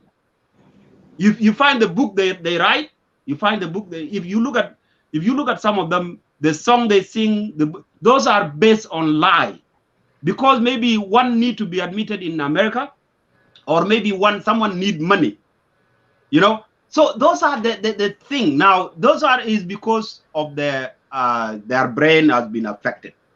And some scholars in America will describe it like it is a trauma. But you said that the other thing, hold on, read by the Lord by liars. You are one of the Jajamar, and you know, when you go to Ethiopia, did you walk by foot or you flew into Ethiopia, or you have a car transportation to take you there? Because most of the Lord who came from Barkazal, and most of the Lord who came from Bor area, majority of all of the laws were they work by foot, and all they show that they written on their books, they are the experience and the evidence. Well, And the you know, evidence, the evidence I try show, to, the yeah, evidence Madid. just came out, and this is the reason, everyone. This is the reason why I'm posting this today show, because the pictures that has been posted on the website that I just put the link. So if you're one of the Red Army or Pignudo, you will get your picture there. My picture is there. I put it. My picture is there. You see, Yeah. you should take it out and post it on your wall. So yeah, the point is so this, because now, they are you know, making contract that we can give a chance to others. yeah, you know, we can. Yeah, what you are saying is people may have a different experience, but you know, as when I was coming from Bentiu and we were 10,000 of us, nobody eat a flesh of another human being. But in some books that I read, they say that. That's one of the child soldiers. That's Emmanuel is saying that though. No, but this. Hold on. That's Emmanuel. Yeah, you know what I'm saying is here. You know, there's a lot of lie here. It's not Emmanuel alone. Our book, the Lord boy that book wrote the book. They never mentioned that they eat the human flesh. Yeah. What we did, we eat the wild leaves, drink our own urine, or suck in the mud. Those are the things that the so book, you know, the Lord boy who wrote the book, they mentioned those in their books. Yeah, so I think, you know, that kind of suppression has caused a lot of trauma. And the other thing is the war itself. The war that has been fought for a long time, and then it turned to be a tribal war among ourselves. So it caused a very, very serious effect on us. And, you know, the other thing is there is something called normal growth in Denka and Nuer. You know, when you grow as a child up to when you become what elderly or maybe going to die, okay, you find there is 4 stages. You become a child is a stage, and then from a child you become a youth is another stage. From a youth you build a family, you go to another stage. The 4th one, you become an elder and then you die. You know, for all of us, if you look at this, each stage has a different experience. Many of us, you know, you find you lost the experience of a child, you become a youth. Now you lost even a family, you become an elder. Like some of you, as they say now, some lost boy now, they are turning 50 or 40 some. They never get married. So you see, they lost what we call a family, a stage of family. And in human growth, if you lost any stage of this, then automatically you are no longer a human. You cannot call yourself a human, because you can just live, but you will have at least a problem. And these are the things, you know, for us. Abraham, can I answer him a question? I need to go. Can I just ask him? Hold on. Well, we have all day, so you hang tight. Let us give other people to put their opinion. And then but the problem, you know, you bring that lady, she's coming to attack me, and usually, you know, that's why don't bring her here, because we are discussing things, man. Don't bring women. Let's just talk about, because this thing is very complicated. Yeah, she's going to get hungry and she's going to attack me. No, Brodka is not that. Brodka is one of the legislative staff. You haven't met him. You haven't met her yet. Yeah, the other thing I wanted to conclude here is that there was no lost girl. That is a pure liar.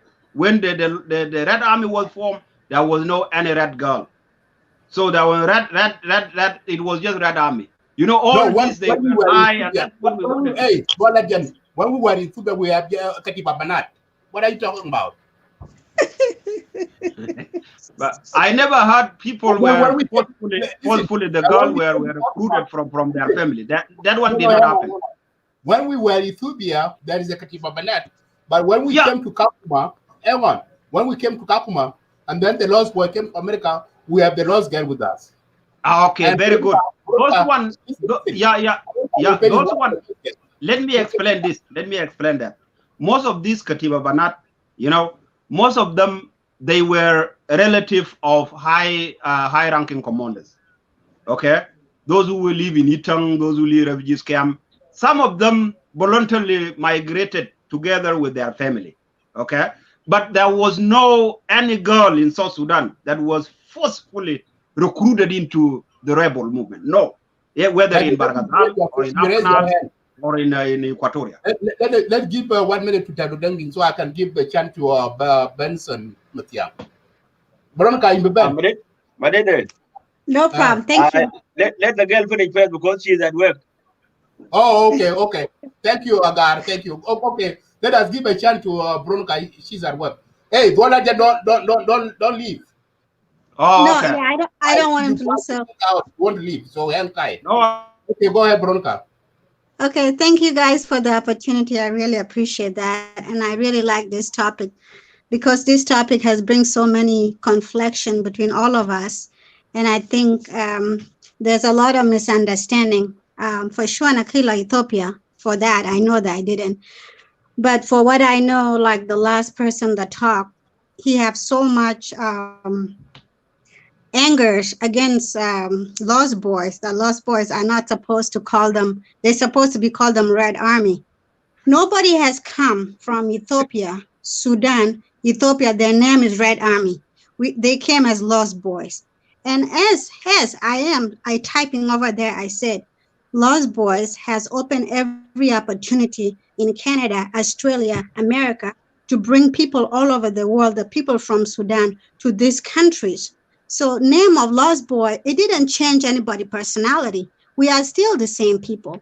Not everybody is made equally. We are not made equally. So you cannot judge others and say some people came here in this country and we don't even know why they came here. We came here because of war. They came here because of war.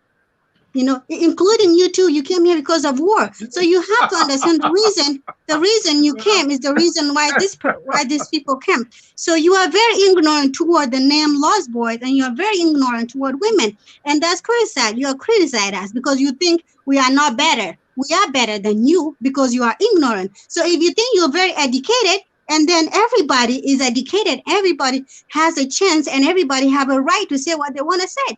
So we are not here to attack each other, and we are not here to say, "Oh, if you came in name of the red or whatever Red Army, and then you need to stick with that." That's your opinion. It's not everybody's opinion. So, and the people that have worked hard, and you said you came from Pignudo and all over this, you know, you haven't suffered as much as these children suffer in Kenya and Ethiopia. You don't know a lot, and you say you're educated. You should be smart. You should be understanding about life and how suffering these children suffer.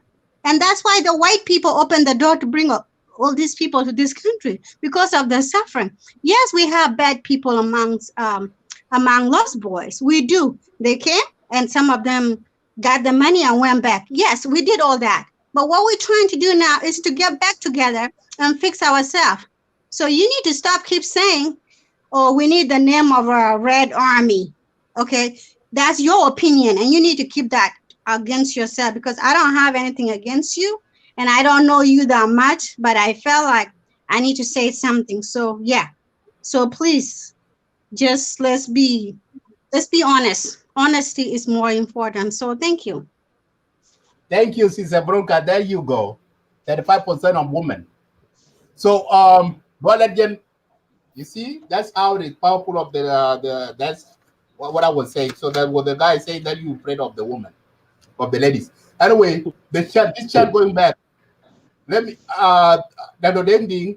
Hang on with your question. Let me give the chat to our brother Benson Matiang. He haven't been to our media before, and his first time. I want to welcome him. So welcome, brother. I will give this floor to you. Madid, can I interject to Veronica? Just hang on. You will. We'll give you a chance. Okay. Yeah, go ahead, brother. Peter and Agar, you guys can control the show. I'm about to log out, so I'm doing some stuff. So go ahead, brother Benson. Yeah. Okay. Actually, so Chinkidid Belel Madid Majak. So and Beben Beshan Bedai work Panama. Actually, we got more than Modi bulletin Madina Majak kujala ageng mabok. My brother Peter kujala Bronca Abbas ku Dr. Ding Ding. So gacha kamo the banner in Lagos State Media. Thank you. Yeah, yeah. Yena kashira baban shan batako lakin bagacha tiang rora ma jalwele ngwan bala ko fanama ko bakating. Yeah. Mm. Yena na made for kichak loy kan e kapot. Wa made for the red. Achin kidid le balwel ogo fanan sometime wache da jam. Will ko akulwel dia di. Yeah. Yeah, no gacha da jere dan beban be yid be kag be fanama be ting tie keng ma de mong tin. Tomorrow a big day, It's all over Friday. Yeah. So banana could I call up a town on the ground on the show too. So I got a bit that a bit a bit so good like Yeah. in my eye. It's today, man. It's today for us. It's Friday today. Yeah. Yeah. Yeah. Actually, sorry. And my brother came with Ian Bajamo also. The one of Nuer, and also we are all one family. One again.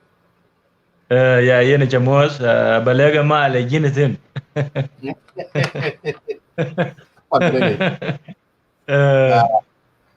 Yeah.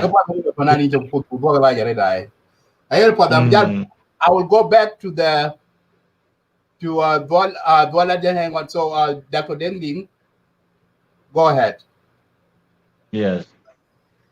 Yeah, well, thank you, Marit, and thank you, everybody. I just want to make a few corrections here that Dala John mentioned. First, Dala John said, forget about the name of the Lost Boys. My first question to him, I don't know, how did he come to the United States? What program did he come to the United States? Did you come to the United States as what? Okay. If you came to the United States as Lost Boys, then you would have not accepted to be called Lost Boys, and then come now and say he realized that the name Lost Boys is not right one. Okay, so for him to say, forget about the name Lost Boys is absolutely wrong, because this is a history. History cannot be erased and die. Okay. The second part of correction is Dr. John need to understand the difference between being called the Lost Boys and being called the Red Army. If we were to be called the Red Army, we would have not come to United States of America. America does not need Red Army. Or Canada does not need Red Army. What for? Okay? So we came here as a program, the program of the Lost Boys and Lost Girls. You also mentioned that there are no lost girls. The program of the Lost Boys and Lost Girls started in Kakuma, not in Ethiopia. So anybody that was underaged who went through such a difficult life was entitled to the program, so whether being called the Lost Boys or the Lost Girls. Okay, so it was not entitled being Red Army. So Ladjar need to understand that. Another correction was, he said the Red Army was formed in 1984. Oh, what a lie. Even Pagana Mom himself was one of the Red Army.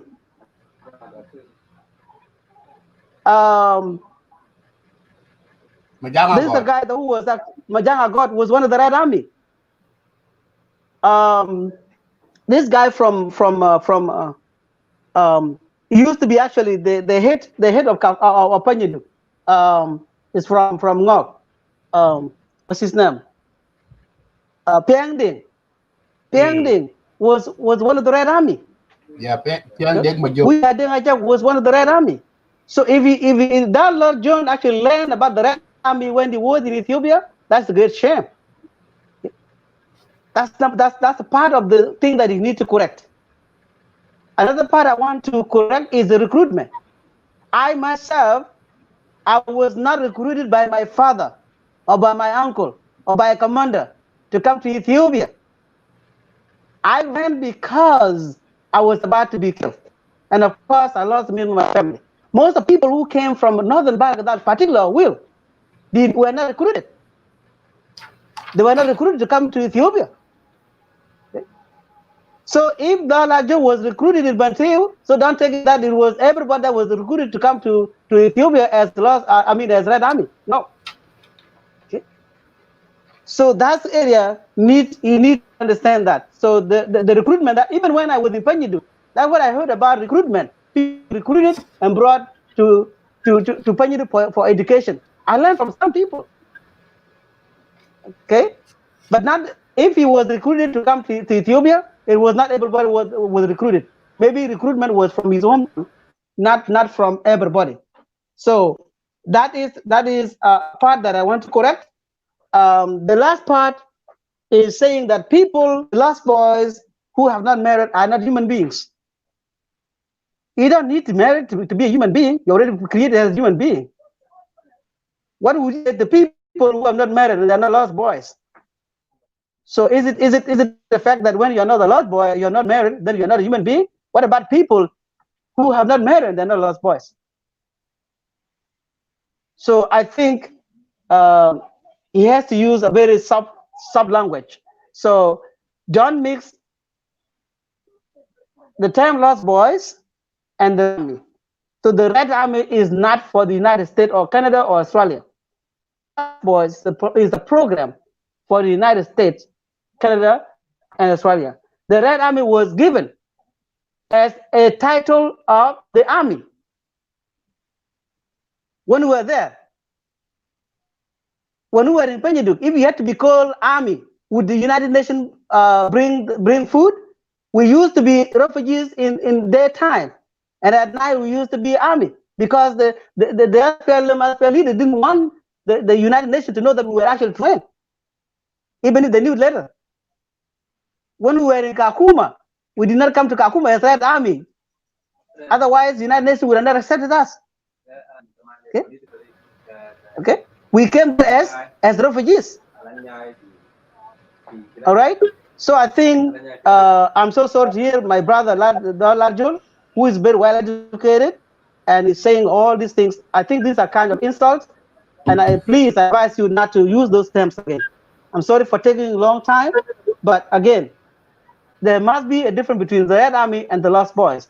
And even I'm a Red Army and I became a Lost Boy, doesn't mean that I have to erase it because it doesn't make sense. You didn't even know how the Lost Boy came about, so therefore don't criticize it. Thank you, Medit. Thank you. Thank you, Dr. Dengding. Yeah, you are right. So Dwalajan, then on you respond back. Madid, let me, first of all, I'm going to respond to Ding. There's a lot of misunderstanding here that he really is lacking a lot of information, factual establishment of the Red Army. So, and first of all, for our sister Veronica, as Ding also has stated that this program of girl is started in Kakuma. And that one, I think I will agree with him. For Veronica, the reason I say, there was no actually Red Army girl that were recruited in the SPLA, it is really true, because this is something that if you look at it from where the recruitment was going on in Apanal, in Bargazal, and maybe later on, maybe in Equatoria, I don't know if there was some there, but I know Nuba Mountain, there was some Red Army. There was no girl that were actually recruited through the local chief. There is none. But, if something because of opportunity coming to America or what, maybe something happened in the camp, that is okay. that is why I was talking about that girl. They were not actually part of the Red Army. So if you are actually kind of you're not happy about that, is not because I'm not trying to exclude you from the struggle. I know this struggle as people are participating in so many ways. But for you, Ding, first of all, you ask me how I come to United States. It is for me, I consider myself I'm one of the lucky person among the lost boy, and it's not myself alone. There are a lot of colleagues. If you heard from Kakuma, there was some lost boy that got a scholarship from JRS. Okay, someone was trying. So if you heard those, I think somebody interfering, that's the reason they wanted to. Usually they kind of interfering with our show here, but I think it's someone just trying to call me while I'm in the show. Madid, are you there? Hello, Madid. Hello, Madid. We are listening. Go ahead. Don't worry about Okay. him. Yeah. Okay. You asked, how I came. I think I was one of the lucky that most of the lost boys that were lucky from the camp, they were able to get a scholarship even before we come to the US, even in Africa. So I was one of the lucky that got a scholarship from JRS, the Jesuit Refugee Service, if you understand about that. So I was one of the beneficiaries. So I left Kakuma a long time ago. Okay. And then I was in Nairobi. I studied a lot of things. And then when the process started in the camp, I just heard about it. Okay. So I didn't even know that I was going to be part of it. But lucky enough, I was another lucky that the Jesuit refugees say that, okay, why can we be among this? So that's why I came here as part of the lost boy. Okay. Now, the reason I say I wanted to correct this illusion, because I call it is an illusion. And anybody who believes it right now, I think they are undergoing a delusion. Because if you still believe in this, the idea or the idea of lost boy. Don't lie. Hold on. Hang on 1 second. Hold on. No, the problem is that, I will give every you time. This is the problem. The issue is not about the name. Okay. The issue is about who are we as a Judge Alamer or not. It doesn't matter what you call at this point. You have accepted the name and you benefit from the name. So why is it become an issue? The issue is, what would you do as a Lordian, not just individually, but all of us as a lost boy? So this is where I want you to be. And that's why, there are, I'm not here tonight about the name or the history. In Nuer and Denga culture, they say your name can reflect who you are. Okay? So the same thing, if there is an illusion about Red Army and we don't correct it, actually somebody mentioned that it was because we could not get help from the United Nations. Okay? But right now, I don't think, are you still under United Nations? Some of you have their family, you have established, you are by your own, you are working, you stuff. So why can you correct something that was not true in your life? You need to correct, because if you leave it like that, then it's going to confuse and it can affect even your children, because it's a dishonest of a sort of like that. The other thing is that there was 16,000 that arrived in Kakuma, and in the number of real Red Army was 50,000. So if you look at this gap, a lot of Red Army, the majority die in the war. Actually, the war that we fought in those of area of Torit, Kapoita, long way to Juba. What does tonight have to do with the history? Yes. What does tonight have to do with the history?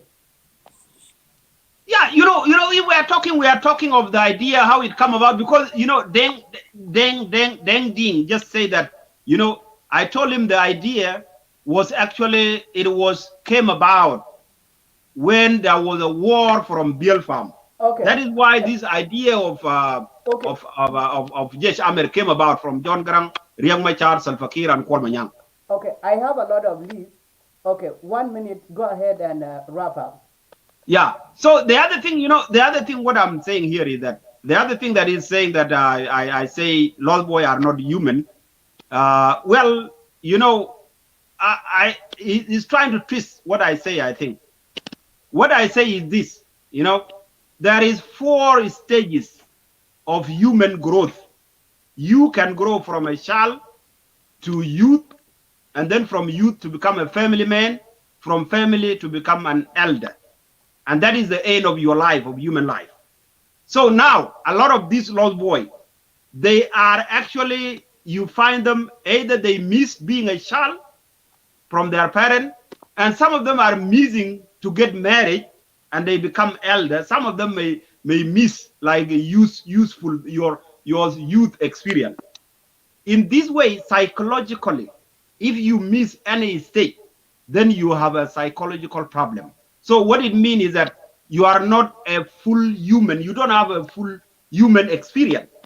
And that can contribute to a problem in your growth. That is what I'm saying. I'm not saying that you are not human. You are a human, but not full. So there is something missing in you. That is what I'm trying to prove here.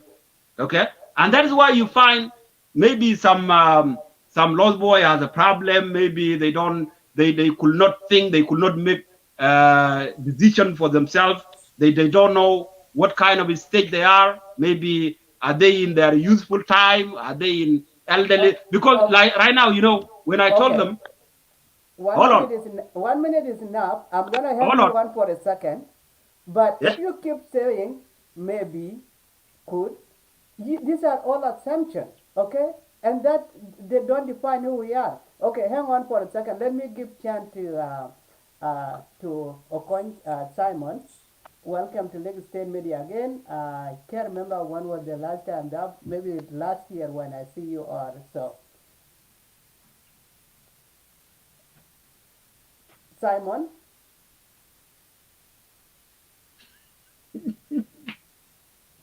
Simon, can you hear me?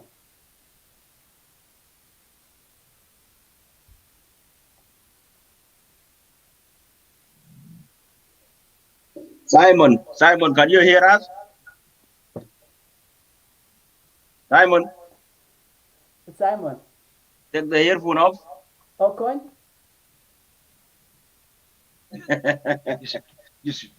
Hello? Okay. Yeah. Yes, Can you Simon, hear can us? you hear us? Got a scholarship from Jesuit refugees. Scholarship. Hello? Hello, Simon. Hello. Eh? Those of David Amor now is an abide. Yang udah, acela. My colleague.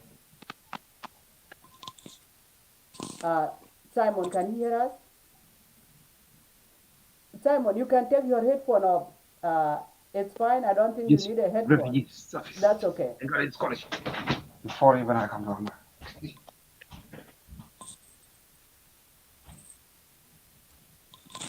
Hello? Yes, Simon.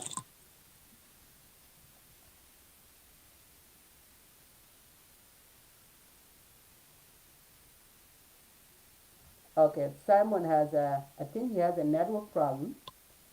I'll send him a message to let him know that I'll try to let.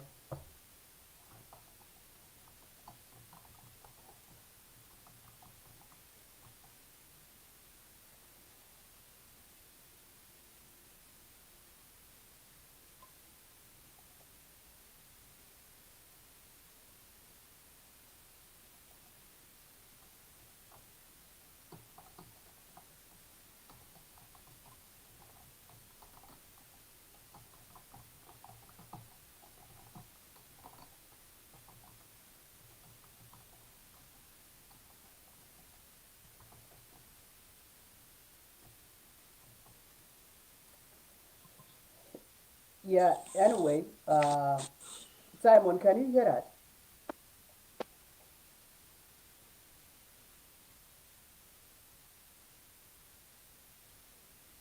Okay. I believe Simon has a network problem. I'm going to leave it that way.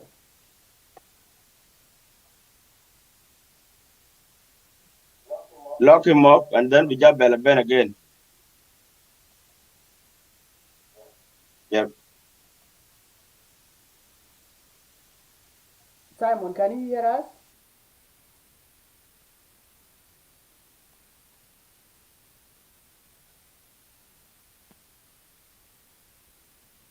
Uh, Simon, Simon, you log off and then come back again.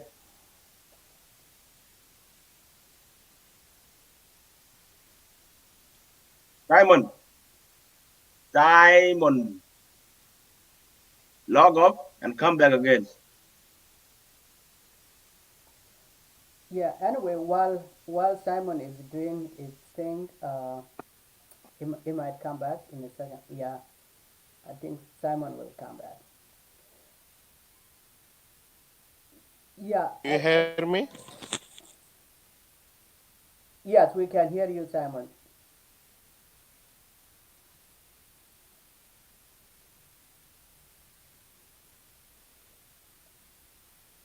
Simon, you are frozen.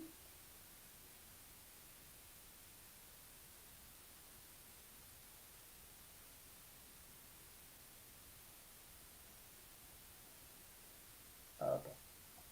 Yeah, the issue tonight is not about Lost Boy. I believe, I know some of us actually don't like the name of the Lost Boy, uh, but that really doesn't matter. We already have the name. We came because of the name. Some of us who became successful, they became successful because of the name, uh, and that's what it is. Uh,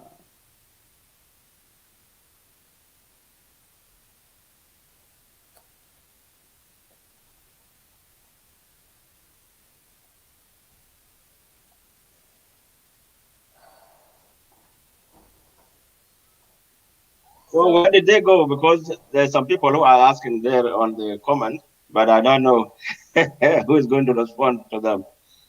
Because Don has dropped and Dr. Degding also gone. Are what they what coming back or? what's the question?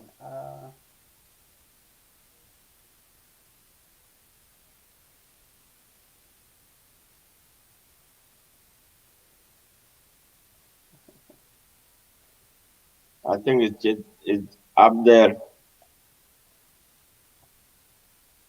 Somebody was asking about something. Yeah.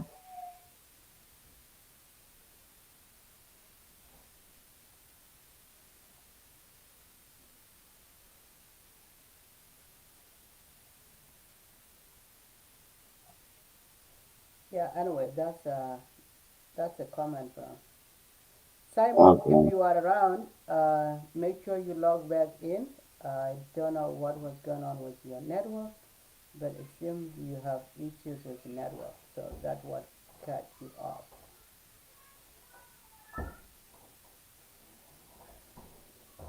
Yes, Nyanpen, you scared the Largen out, and unfortunately, there's nothing we could do about it.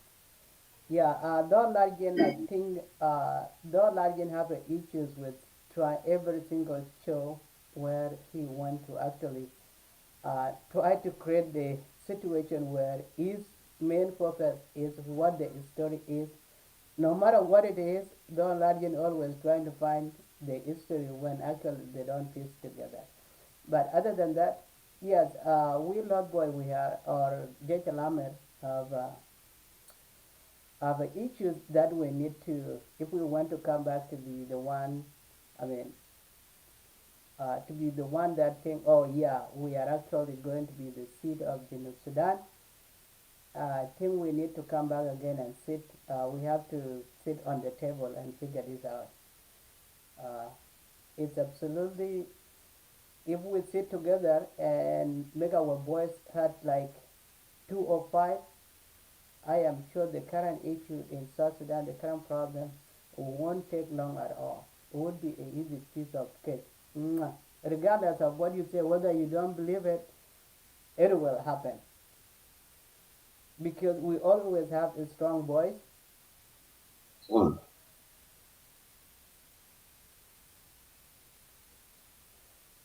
Aga, Yep. I am about to go to bed as well.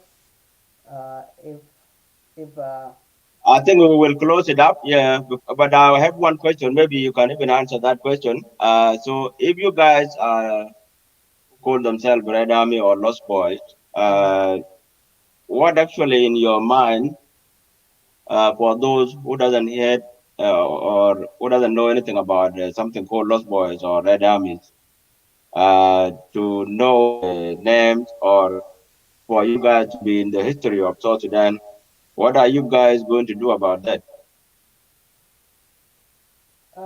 I believe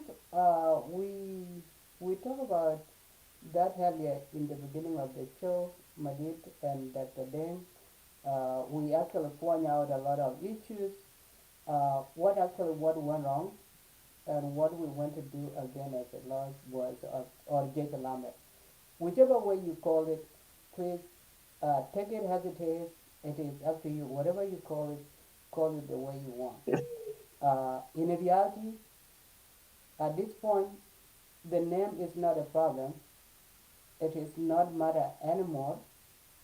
Uh, we came to West because of the name, not because in reality we are lost, but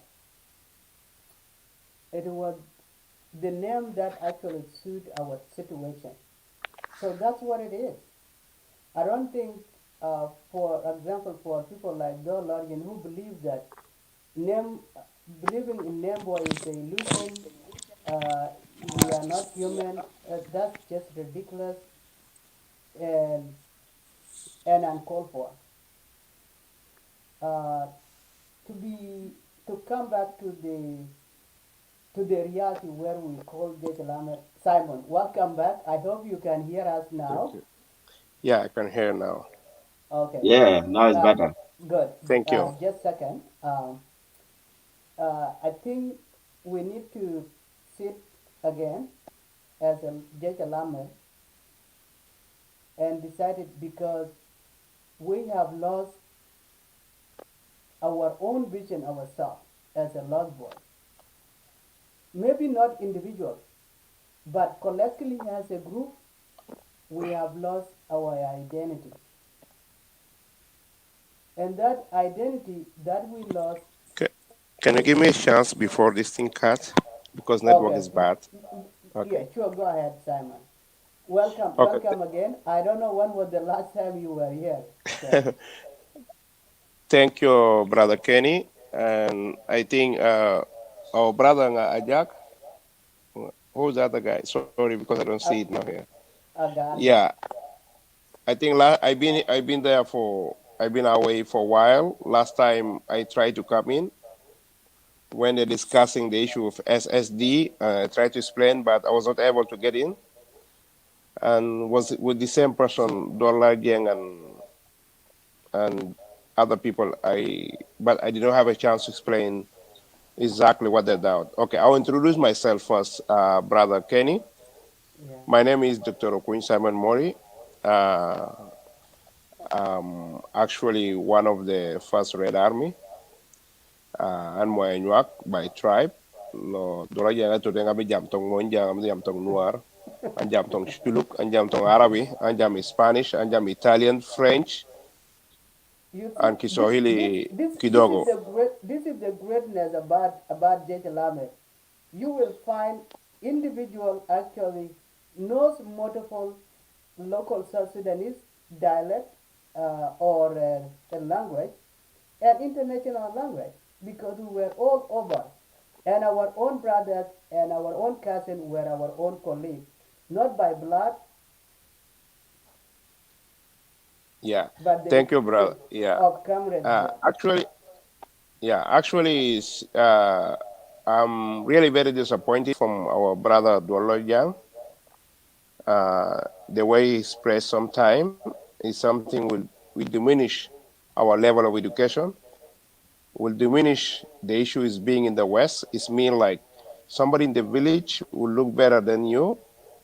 Somebody atopan monya atopan nuara para nyuak duena fi pachala wala fi bentiu, whatever he's saying, will look much better than you. Benbit will look better than you because sometimes our education in the West becomes zero for our people in South Sudan because the way we behave. Why I'm saying that? Uh, I can say I'm one of the most fortunate or most lucky guys. My family, I cannot say I joined SPLA. My dad joined SPLA in 1984. I was 13 years old. Me and my brothers, we went, and I'll be fortunate, one of the first people to go to Red Army. The Red Army is formed 1984. For those people who are learning there, Red Army was formed in Bilfam 1984. And I left for Cuba December 1985 at the age of 13. Okay, I want people to get this point and the age of the lost boy. Okay, when I left Cuba, I was 13 years old. I was 14 years. I became 14 years in Bilfam, the real Bilfam, not Bilfam. That's one in Juba. I left Cuba on May 2000. In May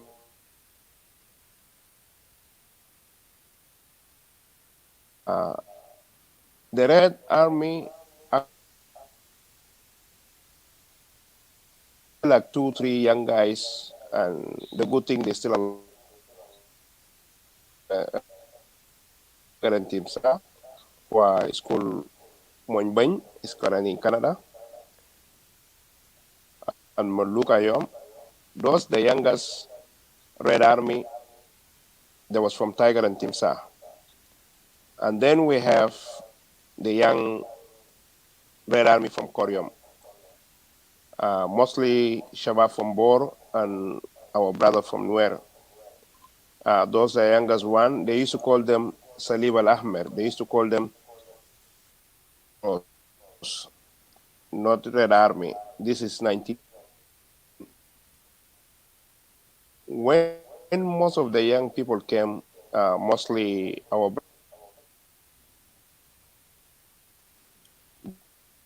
that were Dr. Jonga to be called Red Army, and that where they start forming the Red Army. And Red Army, I think we are in the West, people can go to Google and can go to history. Or those one who are saying they're studying university, because if you go to university without basic education, without learning much, and without knowing the background, Red Army is formed 1947, in 1917 at the Bolsheviki in the Russia. Is a group of different intellectual or group of different people who they aim to liberate the Soviet Union at the time of the First World War One. It's called Bolshevikis, and then become to World War II, become to Stalin, who recruit all the engineers, doctors, lawyers, and form a battalion who is led by Stalin. Those one who are liberated Russia and liberated Leningrad, those why the name Red Army came. Now, why the name Red Army going to SPLA? When SPLA, the war started, our ideology was going with the Eastern Wall, with Soviet Union, Cuba, Eastern German, and Eastern Europe. Those are people who, our ideology in the beginning when the war started. People have to understand why SPLA decided to go, or SPLA decided to go to left, because Mengistu was supported by Russia, was supported by Cuba, and then we have to look for somebody to support us. And Nimeri was supported by United States of America. So went to Ethiopia. The issue Dolajan was talking about, there was no girls in the Red Army. I can tell him in Tognuari Kaidlor. Kaidlor is mean kidip. because they're still alive. Oh yeah, we were not in We Katiba our Banana. and most of the Red Army girls who went to Cuba are from Nuer, and this is issue Dolajang maybe have to school, and it's of the Red Army ladies, National Parliament, Dr. Martha Martin Dar. She graduated as a medical doctor in Cuba. We have, I can mention, we have the one who used to be deputy governor for Latjor, Nyanuar William Yuan. She's a Red Army from Cuba. She went to Cuba in 1986 before the Roger John Espele. That is, I just want to tell him to be in picture. Before he came to Espele, already the Nuer girls in Red Army. Before he became a Musajid for Espele, already Nuer girl soldiers.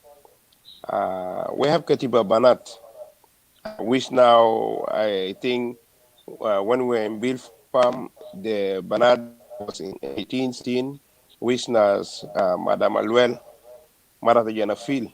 If I don't know, you don't know who is Janafil, maybe you know by other name, but we call him We know. Janafil. When he was in charge of Tiajak, Tiajak Belata Young was not in SPLA. The most senior Red Army Vitana, Emo Inwer, is Min Panjak, Ismo Albino Costi from Jamus. When he was in Jamus, he was 16 years, he's still alive. We have a lot of Red Army from Nuer in Corium. I mean, I went to Cuba. And we have most of Red Army from Aulat Bor, Barkazal, Olay Nyuak. Maybe we have Shuluk also. We have from Equatoria. We have from Bongo. His name Natali. Now he's in Sudan. It was only Bongo. Bongo Taban belonged to Lake State. And we have his name Natali Kudu Sudan. He's in the army. So Red Army was not only Monjang, wala Koibor, wala Nuer, wala Barkazal. Was all South Sudan. Was diverted. Was a colorful people who represent the people of South Sudan or all Sudan. What get me disappointed, Dollar Young, I know him personally. He's lying to you guys here. And that what sometimes get me annoyed. I left from South Sudan I left from South Sudan to Cuba. From Cuba, I graduated 1999. I immigrated to Canada. In 2003, I went back to South Sudan. I went to Yei. I went to, and then I came TPA. I and all my colleagues from doctors through the Bill Graham Church, we organized ourselves. We went back home 2006. And sometimes we don't like to talk, but sometimes we need to talk because people are dodging other people that talk nonsense. When I went to Juba, we arrived to Juba. If some friend with me, you can see my picture the July 6th, our meeting with the President Salva Kiir in October 6th. Those part of the recruit of General Matip militia. And ask yourself how Dolojang went to Tiger Division. I remember on the 12th, I can say, I can quote it by the day, on the 12th of October 1986, I and my other colleagues went to visit Uncle Matip in the house because we want he signed agreement with President Salva Kiir. May I read in the dialect source? It's called dialect source to source. And Dolojang was in that compound. Somebody just sitting in the compound. And I'm the one who went to, at that time, blood sugar for Uncle Matip was high. I'm the one of people who went to the compound to review his leg. His leg was swelling. I'm just telling Dolojang to listen very well. This was October 2006, October 12th. And Dolojang was sitting there in the compound. He know that the group of doctors, we was around 6 doctors from Red Army who went to Uncle Matip's house. And Uncle Matip received us very well. I don't call him General Matip. I call him Uncle because he's somebody like my father, by respect. Absolutely, And that's why I want to and that's a respect general South Sudanese Dollar culture. Yeah. Dollar to keep the respect, not to talk by sake of Yes. talking. And Dollar is the people who have a chance to be recruited and then is being joined to Tiger Division, not because it was qualified, because the agreement. Dollar sometimes he opened his big mouth here, and you guys are Mm-hmm. giving him chance. And you as a host, somebody who's coming talking nonsense, you stop him. You don't let him to talk because Yes. will discredit you. Last time I want to explain to him, how come he say he's going to do it, he's doing his PhD or master degree, and he cannot know what is the meaning in the passport of South Sudan, the SSD. SSD is the international code for South Sudan. He can go to Google. He can go to Google and he put SSD as a code. Just put SSD code. Will tell you is a code for country called South Sudan. You know, Secondly, I did an awful how come? show.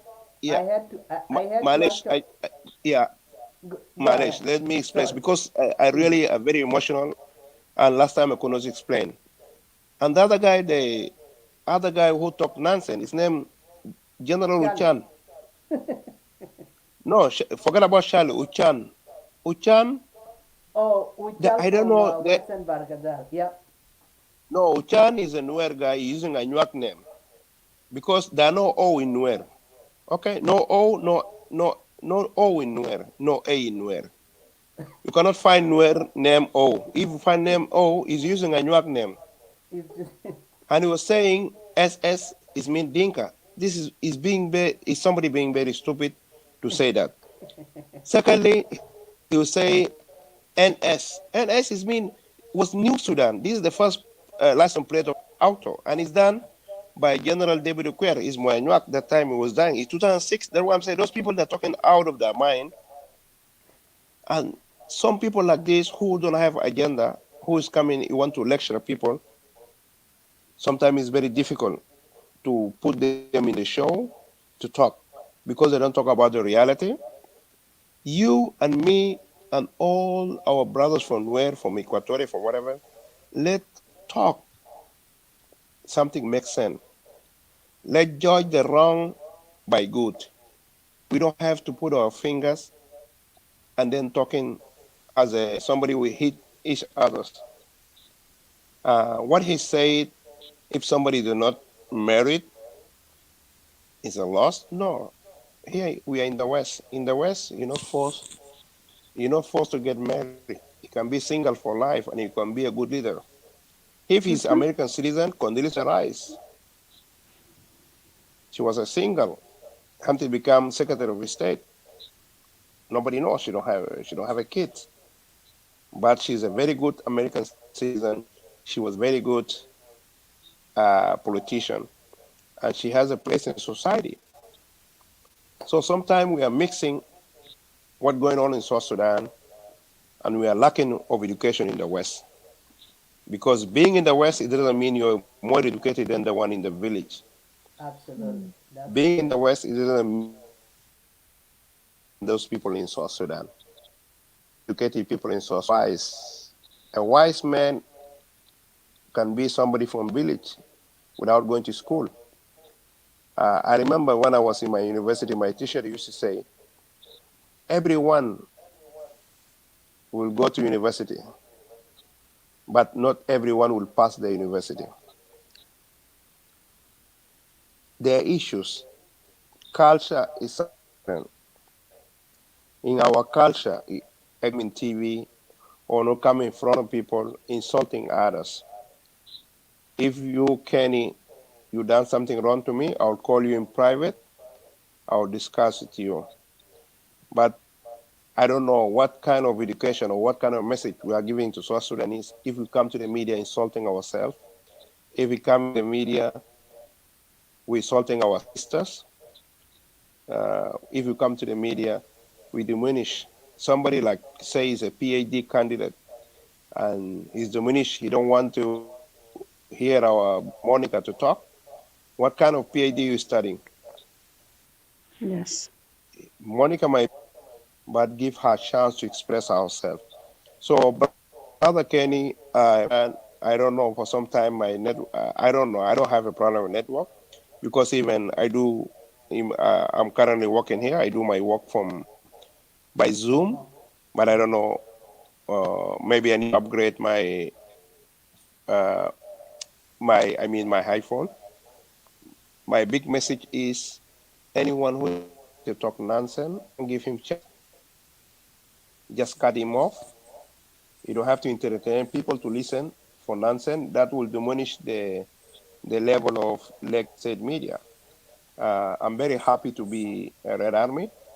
I'm very happy to have a lot of friends, what we call Lost Boy. I don't want to go back in details. Already, I think Dr. Deng and other brothers try to explain what is the name Lost Boy to bring. Now, when we went to Cuba, I was Group A. In 1985, we left December. Group B came uh, June 2006 and 1986. And now, the one who went to Pignudo is supposed to be Group C, supposed to come 1987 or 1988. But by some reason, the collapse of communism, the collapse of Soviet Union, Yeah, stopped yeah, many things. yeah. Because when I went to Cuba, I was taken by a Russian ship. It took me 24 days. We left from Asap, Eritrea.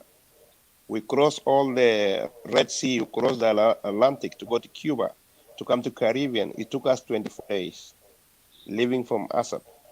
And we left Bilfam on 29 of December 1985. We arrived Cuba on 22nd June 1986. It took us 24 days, our trip up to Cuba. And that was done by our president, Salva Kiir Mayardit,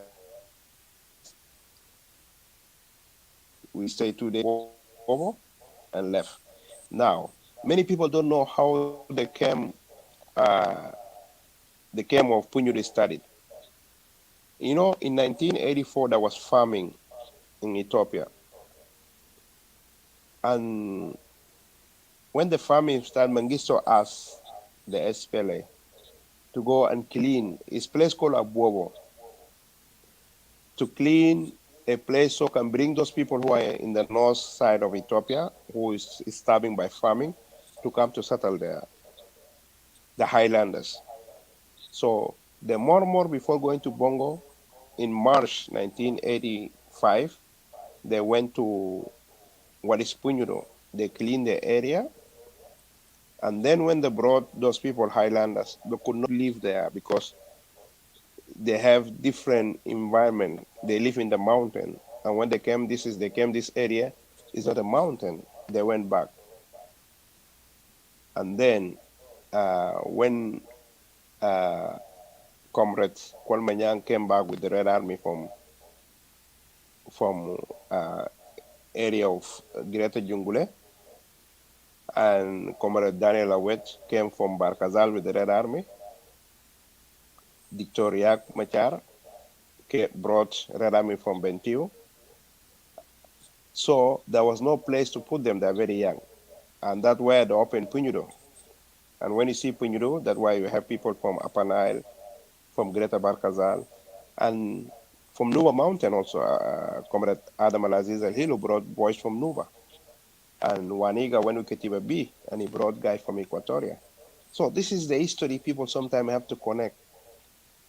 And that's why they put them in Punyudo. They say, those will be the seed of the nation. It means those kids, we put them here, they are Red Army, do not go to the front line, but we educate them, and after we liberate our country, they will come and help. And that's what the issue happened. But unfortunately, the communists fall, Mengistu fall, and then people left to Kenya to go to Kakuma. And when to go to Kakuma, yes, we had to open a new page. We have to look for another alliance. Soviet Union is not there anymore. Yeah. is disintegrated. Eastern Europe is not there. Eastern Germany is not there. And that's why Garang look for. I have a picture. I'll send it to your private email. When Garang came to US in 1991, that many. I will send you your private email and you have, and I have some pictures. I'll send it to your private email. Our Sure. journey to Cuba from Bill Farm. So sometime when people don't talk, so you show them, and that's why they create. They have to look for other cover a name to put it for them. That's why they say lost boy, not because they don't know their family, not because they don't have mother, they don't have father, but you have to put a name to make them to come to America. And the good thing they Yeah. came to America, they didn't come to sleep. Most of the lost boy they went back home. Currently, I was working in Duke. I went to Duke Hospital in 2007. My colleague, Dr. Moses Gag, was there. Duke Hospital was funded by uh, uh, John Dow Foundation. He's a John lost Dow boy. Foundation. Yeah, the lost one of the He's the lost one. boys He's the from one Duke. raised the money. He's the one raised the money from US and open clinic in Duke. Hmm. I have a chance. I went to Awil. I went to Marial Bay. Uh, the secondary school there is built by Lost Boy Yeah, Valentino and Achap. Yeah, Valentino. Valentino attack. No, Achap. Valentino. Yeah, Achak. Valentino Achak. It's open secondary school. Fortunately, in 2015, I was working. 2014, I was working at Juba Teaching Hospital as medical registrar as a surgeon, and they created Greater Bibora administrative area. Yaya called me to go work. I work in Greater Bibora administrative area, and with my friend Valentino, I sent 11 students to go to study in high school, in boarding school. There's unfortunate people from that was 11, 9 boys and 2 girls from Greater Bibora. I sent them to our will, and they did their junior high. Thank God, 3 of them now are university graduates. Okay, I'm just talking about this thing is done by Red Army, by Comrade Valentino. You know very well. I talk personally with him. He say my senior. He used to call me my senior because I'm senior Red Army. And we took Right. those boys from Bibor and Pachala. We took them to Awil, and they stay in boarding school in Awil. And he took care of them for 2 years until they finished their high school. And then we managed to get them a scholarship to go abroad. So this is some or a small thing I just want to tell him, and we have a lot of good stories. Uh, I have my colleagues who are very from Bentiu, like he say, who are Red Army, graduate from Cuba, engineers, who are doing a lot of project in Bentiu, and him he can go look at. We have a very good, successful Red Army also from Bentiu, came to US, went to Mexico. Now he's in Juba. He has a very big printing company. He's a Red Army from Bentiu. And if you're not aware about those people, let him check himself. They are very good Red Army, went to Cuba, came to North America, and they went back home and are doing good. So this issue of sometimes uh, people talk bad and people quoting. I know as a SPLA there was a lot of mistake. We acknowledge, you acknowledge, but how are we going to fix this mistake? By putting more fire or by bringing good ideas? Let's bring ideas. Let us accept their failure. But now we're in the West. Are we feeling the crisis or helping to solve the crisis? Because there are many ways we can do good, not to be only in politics. You can go, you can be a farmer, you can create a job, you can be a contractor, you can create a job, you can be a teacher, you can teach a student who can be the future of tomorrow. Dr. Okoy, or Comrade Okoy, Yeah, what if for the you have both title, I can call you with it. Not to cut yeah, you yeah. off, But this is a problem with our people. You know, the good example is you yourself. You went to school, you graduate, you got all you want. You went back to Sudan to be a doctor. That's the best anybody can do. You are absolutely help your own people. But the problem with all people that has came here in the West, no matter what field you want to be a politician in South Sudan. And that's the whole thing that creates chaos. Why do we don't have to all to be a politician to make South Sudan a better place? Anyway, go ahead. Continue. I just want to point that out. People should take example of you. But no, everybody want to be a politician. Everybody want to rule South Sudan. Yes. Yeah, yeah, you're right, Kenny. We can save South Sudan in many ways, not in politics. You can save South Sudan in education. I can tell you, I have a sister. I can tell her sister because she's younger than me, but we grow up together and whatever. Akuja Medin Degarang. She's one of the few people now uh, is being awarded by the Queen Elizabeth. She received an award from her because Akuja went in South Sudan in 2006, the same time I went, and she started girl education. Even now, people know the teacher are getting 40 bucks. People don't know where this money coming from. It's because Akuja say, I coming from UK, I don't want anything. I just want to encourage girl education. I want my sister to get education the way my dad helped me to get my education because her dad was fortunate, have a chance to give her education. But she went back to South Sudan to fight for the other girls who don't have chance to get education. She started what is mean girl education. And girl education is being funding now by by UK aid. And now each girl who go to school, they have incentive of 20 bucks, $20 a, a month. And $20 is a higher salary more than for, for a captain in the army with the rate of inflation in South Sudan.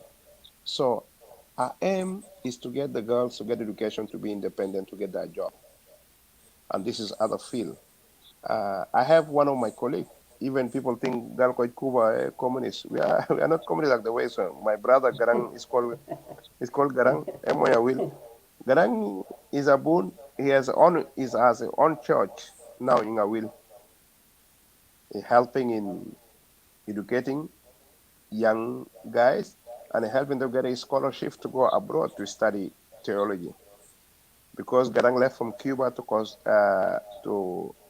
uh, to what he called to Salvador, and he studied theology and now becoming a minister and helping in teaching people. I have other friends they are very good in agriculture. I don't want to mention other people because maybe we are a big number. We are over 200. We went back to South Sudan. We went back to South Sudan and we start doing our life. It means they are life beyond politics. Politics will come alone. People will call you to come and serve them. But you, whatever you learn in the West, learn the good things. Don't don't hate people. Don't talk bad about your colleague. Is Dorlegian went to SPL like he say he came from Benty was young. Let him do the good thing. Whatever he suffered in the SPLA, whatever he suffered living without family, let him. The answer will be the good action he can do for South Sudan. So I would like next time when you invite him, you always talk about tribalism. It's mean when you say I hate Dinka, I hate Nuer, I hate Shuluk, I hate Anuak, I hate Bari, I hate whatever. You mean you're more tribalistic than other one. They say in the Bible, it's good to take the lock out of your eyes than helping the other one to take the lock out from their eyes. So don't let young let educate himself better Let him get basic education because I think you know, when you want to kill the snake, you don't cut the tail, you cut the neck. And this is what happening with Dollar Young. He's supposed to educate himself, get basic education, You went and rather cut the neck. flying very high. He tried to fly very high without knowing the diversity or without knowing the basic culture of South Sudanese. So he can dream to say, I have this party, whatever it is. This is a Facebook party. Let him come to the ground and do that party. Can Let I him just first say of all, something first? yeah, go ahead, sister. I forgot what's your name again. My camera is so broken, like I literally can't read anything. Okay, What's your name again? my name is Okuny Simon Mori. Oh, okay. Okay. I'll say Simon is easy for me to pronounce. Simon, Yeah, it's okay. real, I really appreciate your talk. Thank you. Um, that's kind of talk is what we want for our people. We don't want our people to separate themselves. I said, I am Nuer, I'm Denga, I'm Jurchol, I'm all this. This is what brought us to this country because of how we separate each other. And this is what white people look at us. We go to them and tell them, oh, I'm from this tribe, and this tribe are here and they kill us, and this tribe is this, this, this. So white people has put us in those categories of we hate each other. So when we talk about equality, it's all us to be together. But that man, what's his name, the Nuer guy, he has so much. He's full of Don't distractions. Largen is not a newer guy. He's a Darlajan, dog. Yeah. Yeah, Darlajan, he's so full of distraction. Like he doesn't like anything with peace. Like when people are trying to talk about unity, equality, um, just peace, he doesn't like that. And that's what I always say. These kind of people, they say they're educated, but to be honest, they are not educated because educated person know better than even a person in the village know better. But this man seemed to be filled with type of evilness or jealousy. Everything he jump in.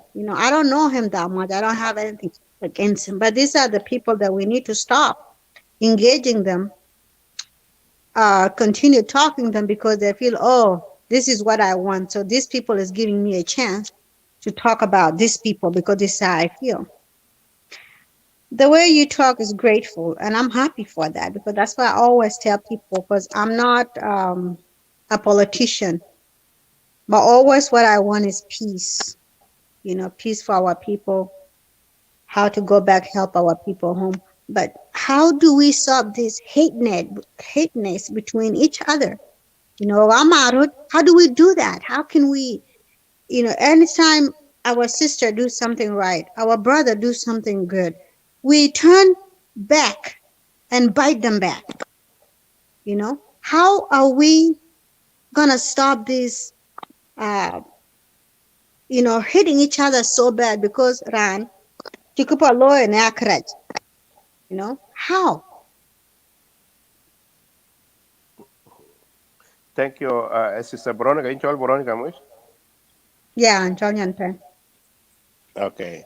Kabila lagi kita monjang yana se yana mo anyak anti jam to anyak pues kan anto always ma monjang kenuar anto bil fam bil Mm. pal kiel bil fam juba na to Mm. bil fam ay jam tong nuar ay jam tong monjang oto la Mm.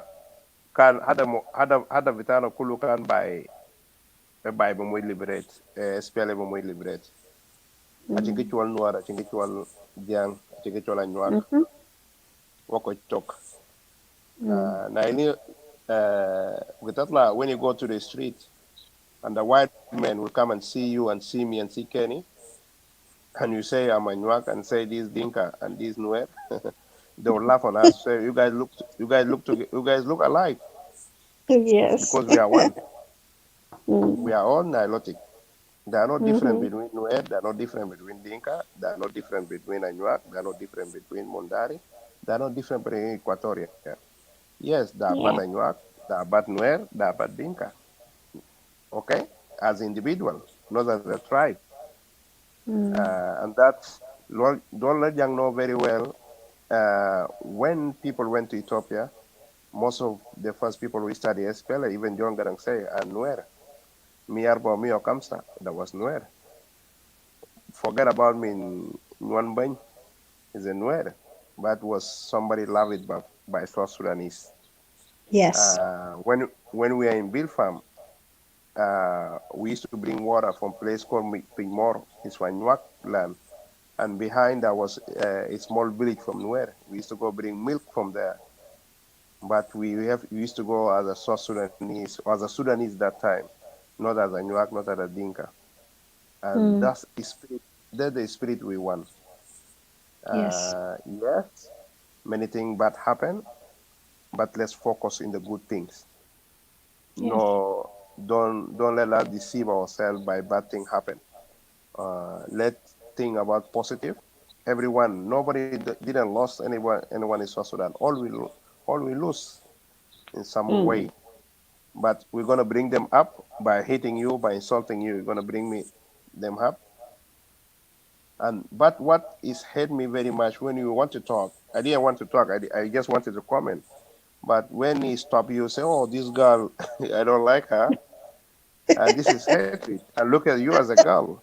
I remember Yeah. in 2006, one day I was in the department. We had a young lady. These junior doctors came from Khartoum. She's a young girl, and a Mm. grown-up man came, and she want to attend her. He refused. He said, "No, no, no. I want to see by the doctor." And the nurse said, "This is a doctor." I said, "No, this is a young girl." And then they called me when I went there. He told me, I want to see by a grown doctor." I said, "No, she's a doctor." "No, but she's a young girl." I said, "Yeah, she can be younger than you, but she have the knowledge to treat you. Yes.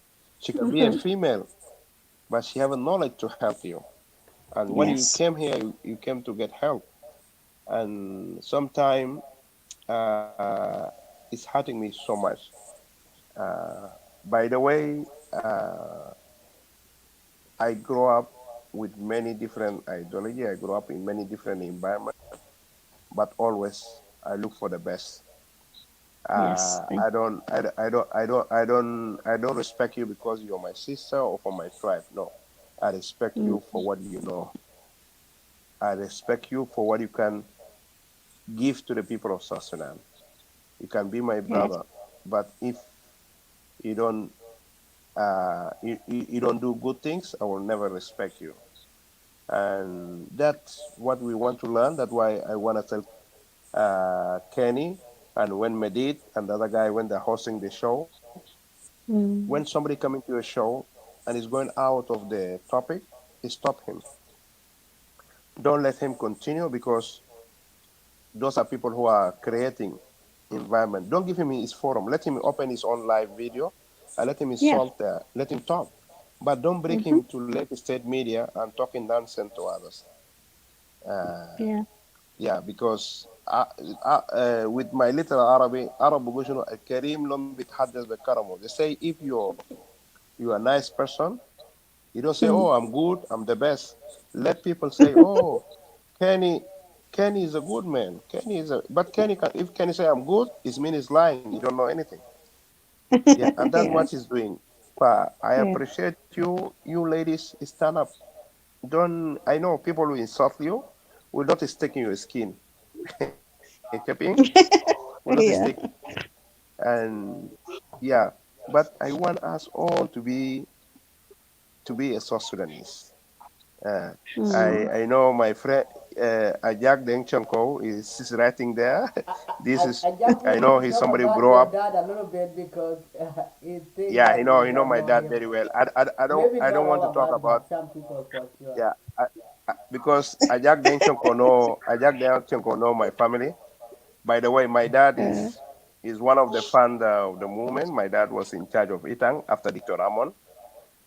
My dad is the one opening school. Even my stepmom is the one opening school in Itang. And I think Ajak Denchonko we stay with he stay where is my grandfather, King Agada. He know very well. That's why he writing some comment, you know. But sometimes I don't like to talk about family. I talk by myself. Uh, and thanks Ajak. Uh, Although Ajak did a lot of things. Ajak was in Pashala. He was teaching a new kid.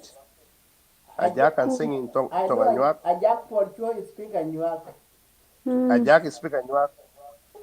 But then my other friend, good friend, is my chairman, Deng Bolaroy, chairman of Red Army. Me and him and the other, we are 15. We are the foundation and chairman. Nice. Because we came from different places and we down in Juba in 2011, I think 12, and we formed Red Army Foundation. After we found it, we leave it to the young generation and we went up. Most of my colleagues, they are now getting big function in the army. Some of them are ministers, some of them are generals. And this is the way we have to go step by step. We are not in hurry. We are not Yeah. young, but we are very patient Yeah. because if all of us, and I'm back in the day, I think I become very emotional. Let me make you a small history. Sure. In 1985 in Bongo, okay, na ga yakhrajo fina bakhraj captain, fina bakhraj ride, بعدين في بن كبير يوسف لسه قام فوق قال قال انقرن engu ko janang kwal dia kwel dia anang ka janang kwel ngwan garangalo gal ma final jaf gaba awal gal okay nasal jaf gaba ya budu aljawal budu kwel ngwan galai wal jawara budu talata galela agok budu kam agok algina fu gaba True. gal gal gal agok legina fu gaba agok budu kam ya la agok legina fu gaba agok budu kam garangale aka gazole Yeah. magara lakini is very smart gala duar ma kwel bitaw anno is a wise man Yeah. with all this education he make a good example gal the issue is not who come first or who come late or what education you have because it doesn't matter if you have a high education but if you don't practice your education it's like an empty boat Yes. and I will encourage all of us to look for peaceful solution to give it back to you and to my brother Kenny. I hope the talk tomorrow in Rome will be in positive way. We need those people. I think Fihaja Gibel, but I want to correct. Dr. Deng was talking. Comrade Pagan was our last in charge for Cuba before he came back. Then become Uncle Jogmach, which is in Canada currently. And when we were in Bill Farm, the first group in Bill Farm 1984, Malong was there in Bill Farm with us. For us, those are people who we grow seeing them. We're now in 50s, and those are people we saw them. And I know that many things went wrong, but like the president said, let's bring the peace from Rome. I wish them to go back home. Uh, and I will just ask my other brothers in social medias, uh, although the supporters of the government, but sometimes they pass the limit, they're insulting them. Let's respect them. Those are our brothers, especially Comrade Pagan. I don't like people insulting them. He might have different thinking Deal. for the we might not agree with his thinking, but we have to respect them as the elders. It's the same thing like Paul Malone. Like now they're doing negotiation with the government. Let just don't insult in media, because I think even the president will not be happy hearing us insulting our elders, and even the seniors people in the SPLA will not be happy hearing good or our boys, our SPLA supporters are insulting people. Just let us agree with their opinion, but let's respect them as a human being, as a elders. And this is the part of our culture. Always we have to respect the elders. I know some people might not agree with me, but these are my ideas. Thank you. And I give you, Kenny, I'll give the word to my younger sister, Veronica Vijama. Well, No, no, thank you so much. This is like, I don't come to live show. The last time I was there, Peter, was like 6, 7 months ago because I'm not a person who like to argue. But when I saw this topic, we work together, Peter, me, and the other guys. We stay low with girls. But when we hear somebody that is so negative, like that guy that we were talking about. So I have a yeah, point to come in and say, we have to stop that because what we are yeah, doing here is to unite. All we need is unite. yes, We need everything positive. Everybody have made mistakes in life, but all we are crying right now is peace together. Let's get together. Let's do something better. So I really appreciate you. That is so funny that I'm talking here today and you are here. And everybody ran away. So this is the great message that people it, that need to it, hear about us. That we need more positive people. Instead, we talk bad about our leaders. Our leaders had they done so much. I'm not that old, but my mom, my dad, a lot of people I know used to say, "Oh, great thing about these people." I never heard anything bad until we start coming to this social media that people are start cursing our leaders, our elders, totally elders than us.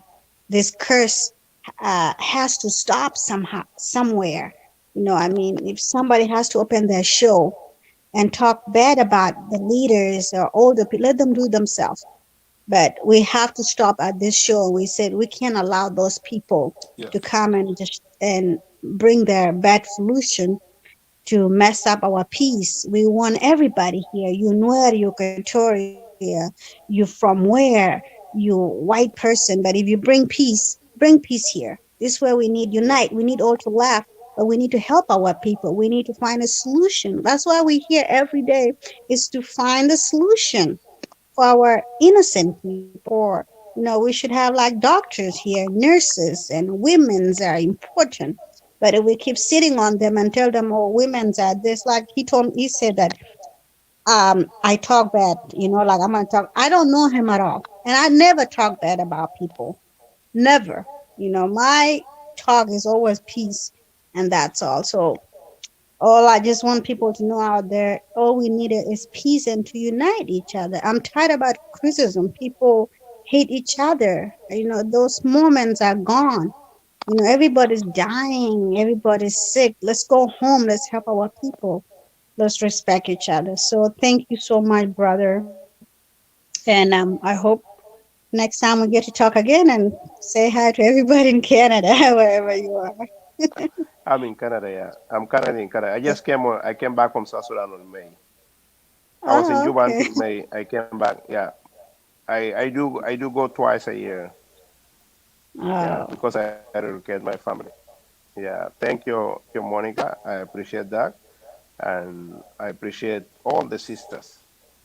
Let be mindful. I know there are a lot of very smart girls in the West or in South Sudan. In my hospital, in Juba Teaching Hospital, I met a lot of very smart girls, and that's what we Mm. need to do. Good doctors, good engineers. This is what we need to do for South Sudan. We don't want to divide ourselves. We want to leave the legacy of our forefathers, our great fathers, uh, and that is really is a good thing. So thank you, Mr. Hoss. I will listen. If you have anything, I'll be here with you. I'm here to listen, and I'm here Oh, to share ideas. okay. Thank you, and I'm glad with the great insightful and the history, as always, Dr. Uh, Okun. Um, Basically, I judge because, as he said, he knows your family very well. Sometimes I don't like people family background to be a talking point. You know, there are people that knows you already, and there were comments that were made earlier that I did not like. The person probably they know your background, who you are, and where you come from. Instead of appreciate, you know, the good deed that you are doing, people have a really different psychology, the way of thinking. Instead of appreciating the whole thing, now he's trying to say that, you know, the whole process of going to Cuba was, you know, was corrupt because it was, most of them are all elite. It doesn't, even if they were all elite, they came back and they are doing here a phenomenal job. What does that have to do with that? Here in, look at America. You have a whole family of President Trump. Most of them are in cabinet. If they are doing good, they are doing it for America. That's not a problem. The problem is when you have a position and you are not doing what you are doing. When you are educated, you are not doing what you are doing. That's the problem right there. Uh, Yeah. I appreciate what you have been doing as individual and also as a citizen of South Sudan. And one, I have a couple of people join in. I have Bolivia, I know you have been in and out, and Comrade David Amor in Kampala. I know it is midnight to you, but hang on a second. Bol, welcome to Livingston Media. Uh, yeah, good evening, Kennedy. Can you hear me? Yes, I Yes. can hear. We Do you can hear hear me you. now? Yeah, we can hear Oh, you. okay. I do have some issues with the internet. Then I'm also at work. Yeah. Okay, Uh, just go ahead, make it quick so you I can. was I was trying to enter to comment about the Lost Boys. I will take it back to the Lost Boy, and then I want to Absolutely. say something about it. Yeah, that's where Yeah. we are. So, The, yeah. the, the, the issue that I want to enter about this is when we have different names. If you've been with the Lost Boy, we have a lot of names. You know, we have a lot of names like in Pignudo and Dima. We used to call ourselves and company miners. If you heard about that, and company miners, we have been using that name until when we came to Kenya, if you can remember. Uh, and then in Yeah. Kenya in 1998, when we started the partnership with our Lost Boy, then this name called Lost Boy came in. Lost Boy is used specifically when we came to the United States of America and Canada and Australia. Because by the large number of the Lost Boy came to America. The name Lost Boy came about that because this term by itself, this is what Americans understand about what is going on in South Sudan. Uh, Absolutely. Yeah. to me, it's not a bad name, but there's challenges. There's a stigma that people use the term lost boy wrongly. Like other people who came from different areas who don't know what's the meaning of the lost boy. Because lost boy by itself, we were a large number of boys and few girls who came with us in 2001, and then people misuse it. They don't understand what it means. The lost boy, what it means. Like American, they know what is the lost boy about. They know the meaning of it. It has a meaning. Like we cannot just say, oh, we have to leave it. But as we grow up, we have to go back to our old name, which will be the Red Army. I remember in 2004 when John Grant came here in Phoenix. I live in Phoenix. 2004, there was a meeting in Phoenix here, and then Dr. John correct the names, like John said, but he corrected, but he don't say, oh, we cannot use it. The last four names is very important. But Red Army, like our brother Simon says about the Red Army history, Red Army has been used by many countries, but ours is different. It's very exceptional. Our Red Army is very exceptional because we were very young. I remember in Pignudo and Dima and Tarpam in Ita. But with those who went to Cuba, maybe they're a little bit better. They are like maybe 15 and 16 around there. But the real Red Army that I was talking about, when we were in Pignudo, we were very young. But we've been working too much, Kennedy. I don't know which group you are in. I was in group 11. I was in group 11 in Pignudo.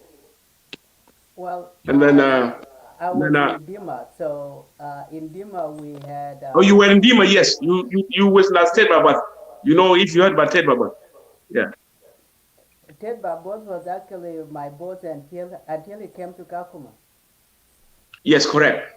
And then I was with this guy called, I'm looking for this guy from, it's called Shigo Kakot. Shigo Kakot. This guy is a elder. He's a good man. He's a good man. And then God bless him. I heard he's in Australia. But what I was about to talk about is, let me come back to the Lost Boy. When you say something about very important about the Lost Boy, that why the Lost Boy are quite very quiet right now. Then there's a lot of issues in South Sudan. Kennedy, you tell the truth. We are quiet because this is like me, Emmanuel. What happened in South Sudan? It divides us. This is facts.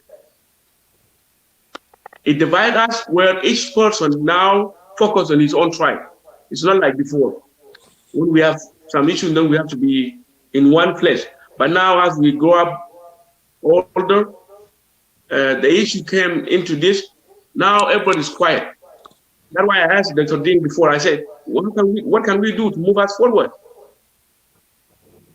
You know, if we know we have a problem in South Sudan, and this is a tribal problem that is created maybe by our elders for a very long time, but they didn't fix it. Even if we lost our identity. Yeah? Like we're supposed to be a South Sudanese, but we based on our tribal, like this region and from this region. Then we lost our identity. That's why I try to say, what can we do to bring us together and confront what's going on in South Sudan?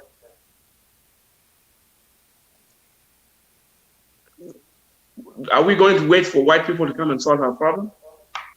I know I have a problem. What happened to me as a Nuer, I don't like it. Even I lost my brothers.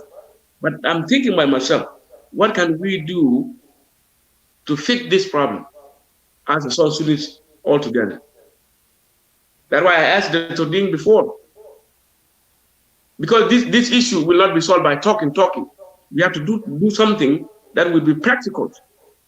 Let's say, for example, if we happen to come together, all the Lost Boys in the United States of America, we have a conference that address all the issues like before and address the issues in South Sudan.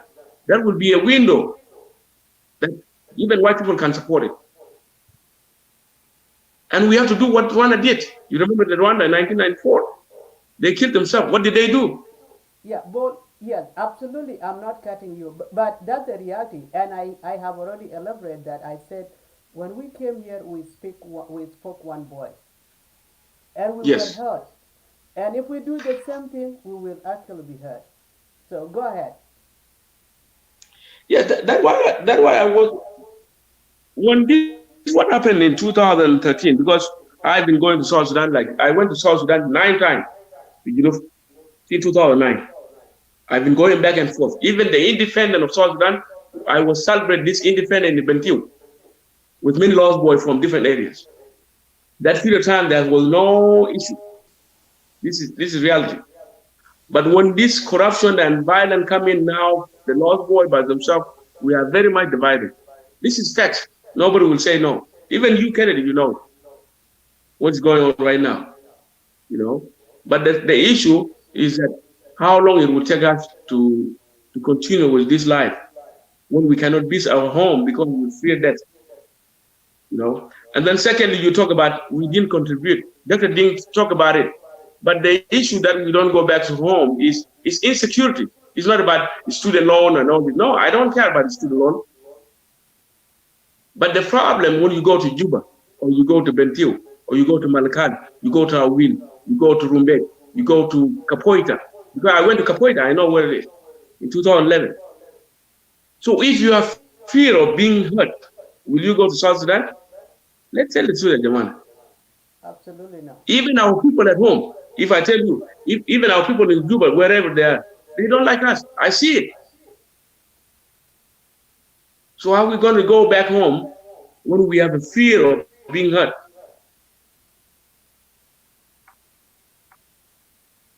Uh, this issue, this we are in very difficult time. I don't know what we're going to do, but it's very important. We Lost Boy, we have done a lot of stuff. It's not only Lost Boy by themselves. Even the South Sudanese community, those who came from Egypt, those who came from Kenya, Ethiopia, and and and and and other areas, they have done a lot.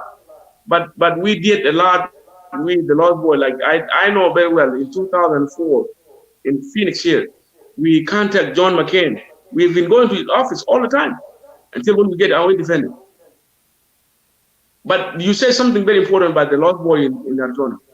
It's collapsed. It now collapsed. We don't have it no more because it was now divided into a small group like tribal or whatever, and then it's done. The reason is tribe. What happened in South Sudan is it's crashed everything. And then what we have to do is what we're going to do to fix it. Yeah? Like Simon said, Simon is telling all what we're supposed to do. We know that we came from tribal society. Nobody will say, I don't know my tribe.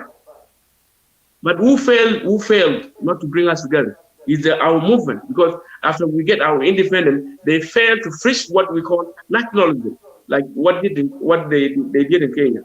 If you know Kennedy, you know the Kenyan system of the way they live, Kenyan come first.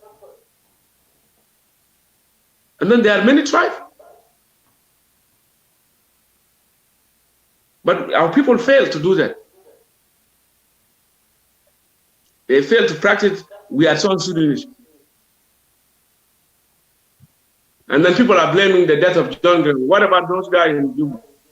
What did they do? Simple question. That's a problem when you're blaming the dead. You know people are really crazy. Yeah. Imagine they cannot even form. They cannot even form one national army that we call South Sudan Army with no affiliation to any tribe. They failing. Is that a nation? And then you guys tell us we lost, we have to go back. What are we going to do with that? Well, both, thank you, brother. Absolutely, it would be ridiculous if we had people to go back. The idea what we are discussing here, how do we feel as a lost voice or a Judge Alamed, and which things that are which things falling apart in South Sudan. So, in reality, it starts with the conversation. If we are Yes. having this kind of conversation and keep going, at the end we might end up coming up with a better solution.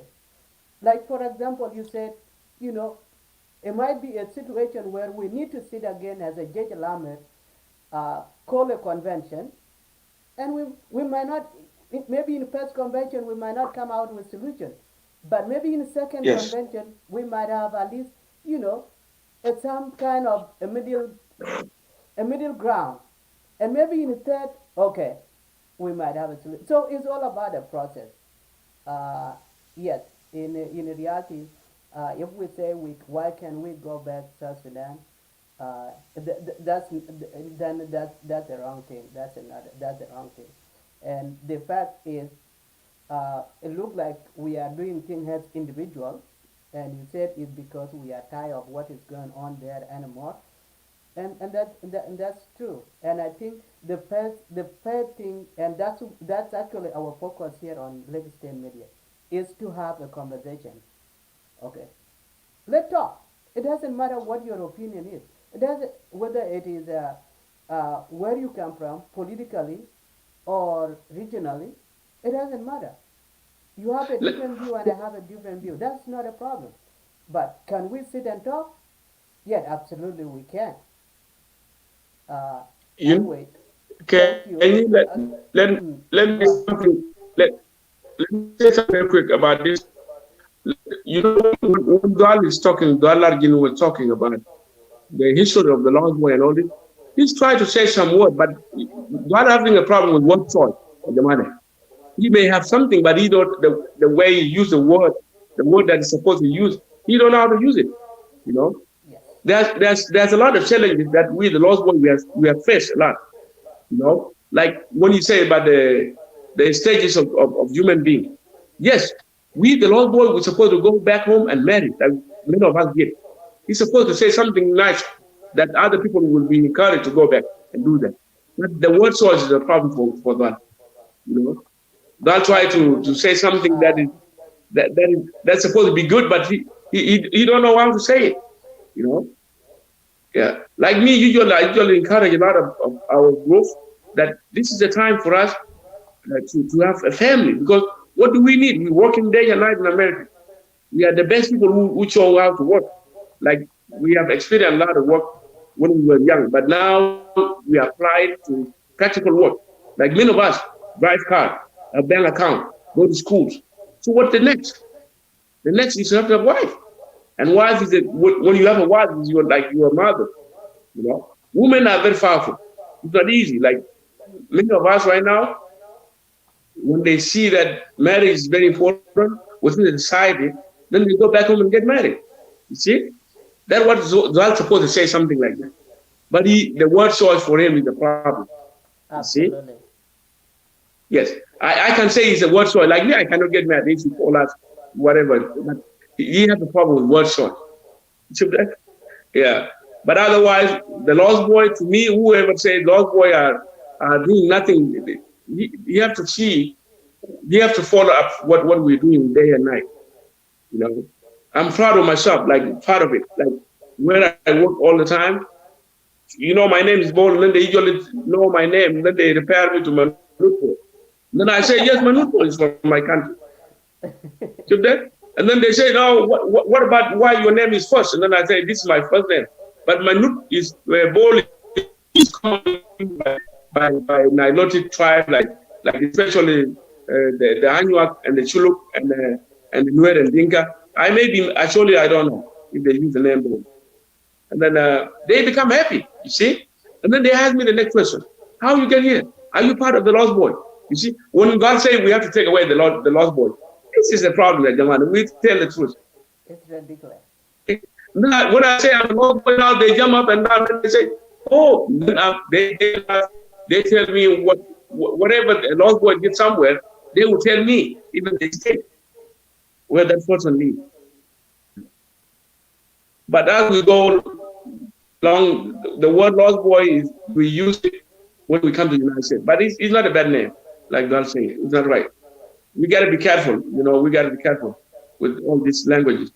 And then when you talk about the disadvantages, no, I mean when we talk about what is our failures, uh, uh, this is very important.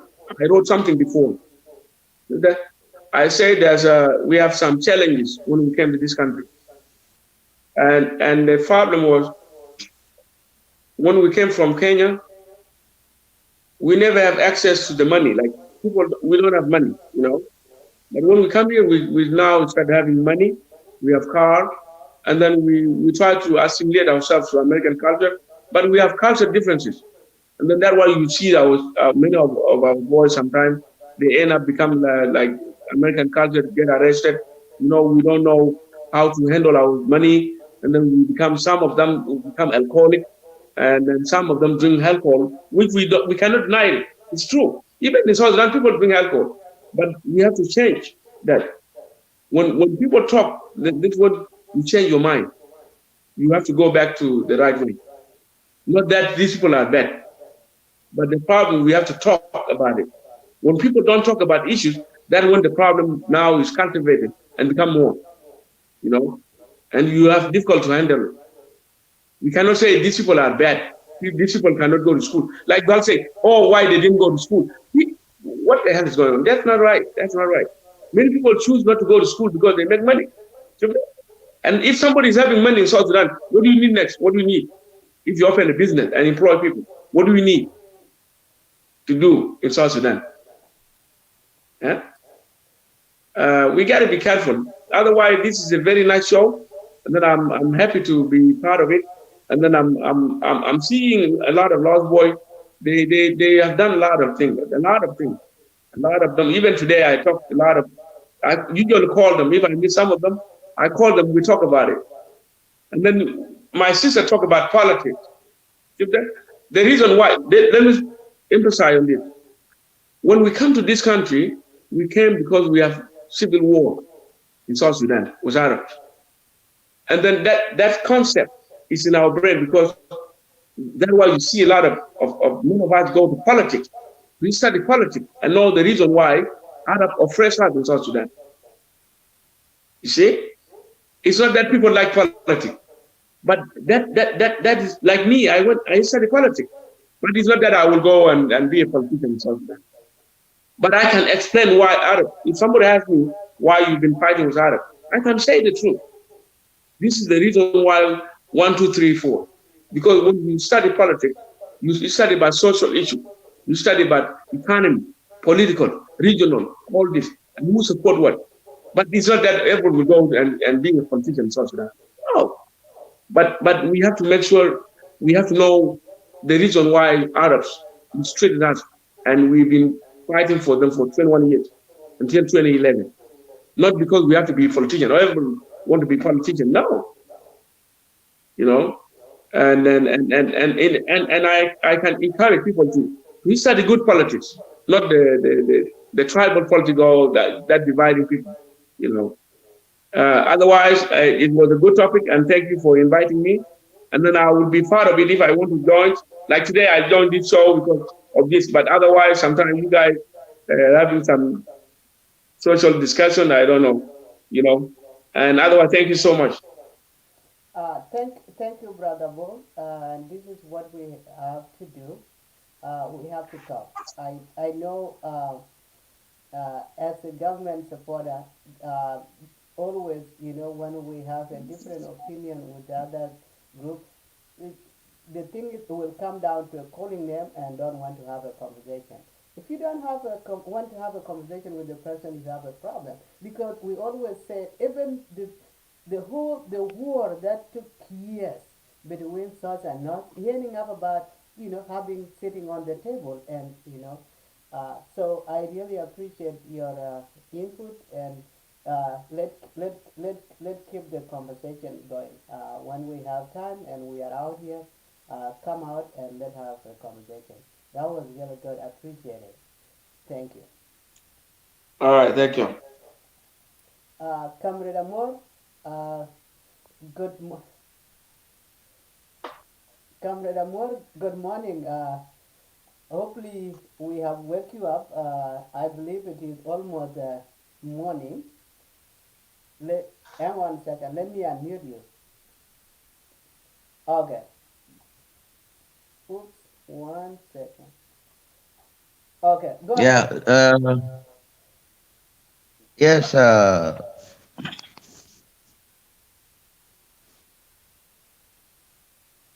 Ken, I'm really happy because what the last speaker, Bol, have just said, for us as a Jajamar or Lost Boys, this is our identity, and it has to be maintained simply because that is what brings us together. I remember one time in my life when we walked thousand and thousand miles and you don't speak any person language, because this identity, it has to be kept For those who could not live together by those years, they will never be together. But you will be together because you know each other. So the word Lost Boy is a creation of a new nation, a new nationalist, like what Brother Bull has just said. When you were in Pignudo, Itang, Dima, you do not know who is from where, but you know the group. You go and play football, but you come back to your group. And they will say, yes, this is so and so. You don't just go astray. I remember one time I was in Nasser, 1989. We were fighting in Nasser. And then I had a friend of mine called Otor. He's a Shelo. So I told Otor, I said, now I'm sick and I may die.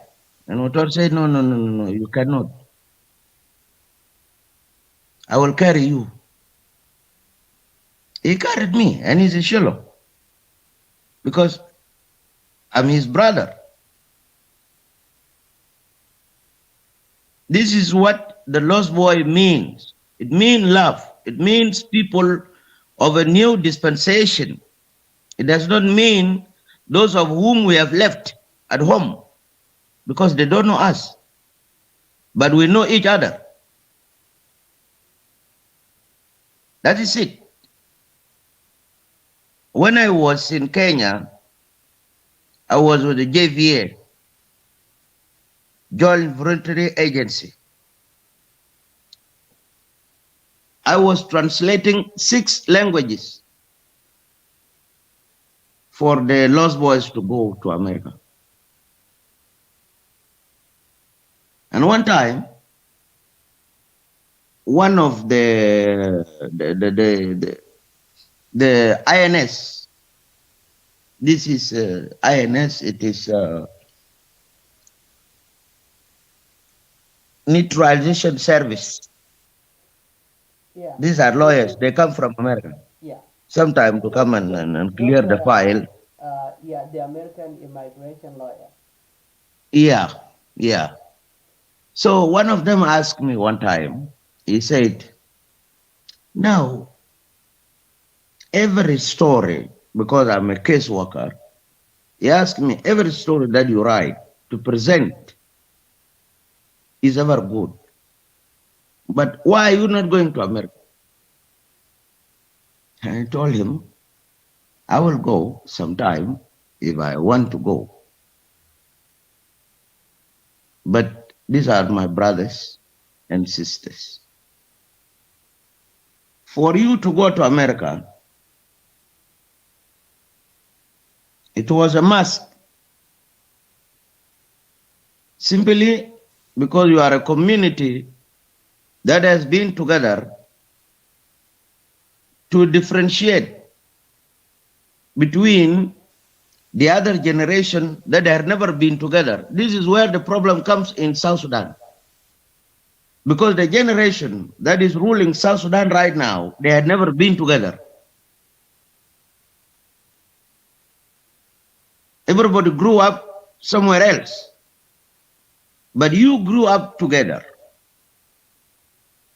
And I hope one time you will come back and make a difference between the other generation. You remember very well, when we were in group, you are told to bring firewood, then you bring it. If others are told to bring water, they bring it. For us to survive, we did not know this is Bol is a Nuer, Ken is a Bari or anybody. No, no, no. We only knew that we are Red Army. So the word Red Army got lost when you went to America simply because the word Red Army is a Russian name, is a communist. That's where you get the word Lost Boy. And it is not bad, it is your identity. You should be proud of it because it does not mean you are lost. It is your state name, in fact. If you are Loita Fanan, you have to get a different name altogether. Something that has to bring you together. You know, it is your state name, and this is the identity that will bring you together. If someone said I'm a lost boy, then you will say, yeah, this is from my group. As Ball said before, that is from group 11. Yes, there are people who are watching this show and they are from group 11. They will identify, yes, Ball is our person. You are say I'm from group 1, then those who are watching will also say yes. So and so was with us in group 1. And therefore, you will build this country using all these groups because they have trained you enough to become a nationalist. Mafi jeja martala nyigat yumwai. Mafi. It is not. لكن الناس اللي بتلعوا اللي بقول انا من ترايب كده وانا من ترايب كده ده ناس اللي ما مشوا في اركا. Like for myself, I will never call myself a Dinka, and I will never be a Dinka because in my own blood, I'm both Nuer and Dinka in my life. And this is a reality. Even my children, they know. We speak Nuer, we speak Dinka, and we speak the rest of the languages as well. My wife is a Mandari. My mother is a Nuer. My father is a Dinka. And this is what I am. But in the actual fact, most of us must keep the way we were brought up as one people in the movement. So I'm really happy to have joined you, and maybe I will give the rest a chance to speak after me. But initially, we are trying to fix the political misunderstanding. The political misunderstanding has only 2 ways to resolve it. One, dialogue, as you mentioned before. People must sit down and talk. In 2001, 2002, we had organized a conference in Unlit. It used to be called People's to People's Peace. Unlit. Then we went to Painjar and we resolved everything until when Dr. Riek was convinced to move from Khartoum to Frankfurt and come to Nairobi and the rest.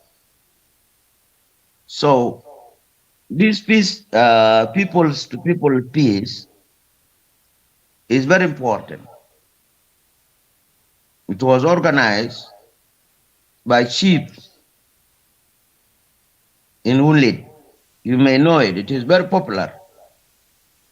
And the idea came from a chief called Magog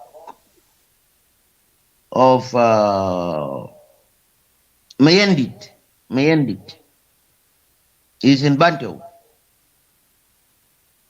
Because why peace? Our mothers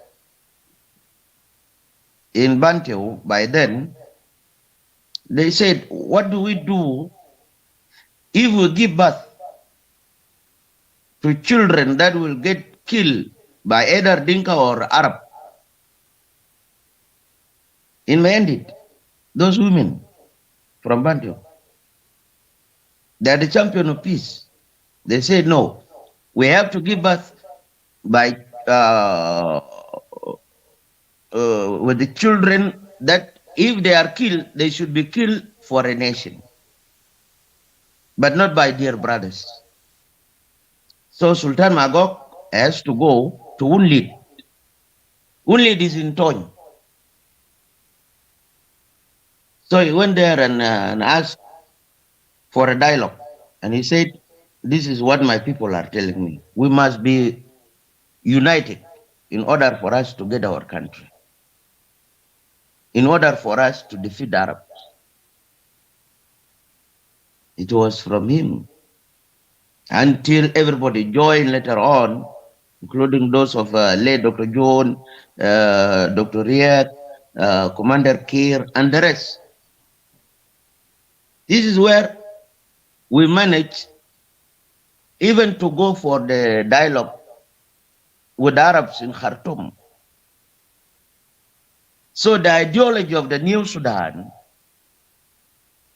is paramount, and it has to be implemented. We are not only to say we will just be in Juba or in South Sudan fighting each other. No, we can help others,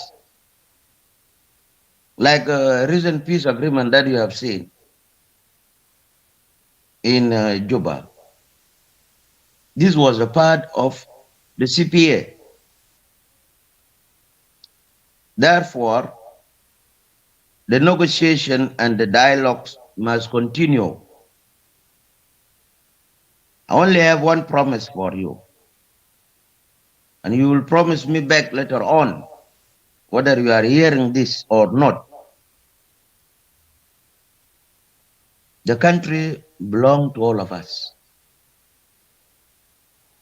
Whether you like it or not, it is our country. Thank you.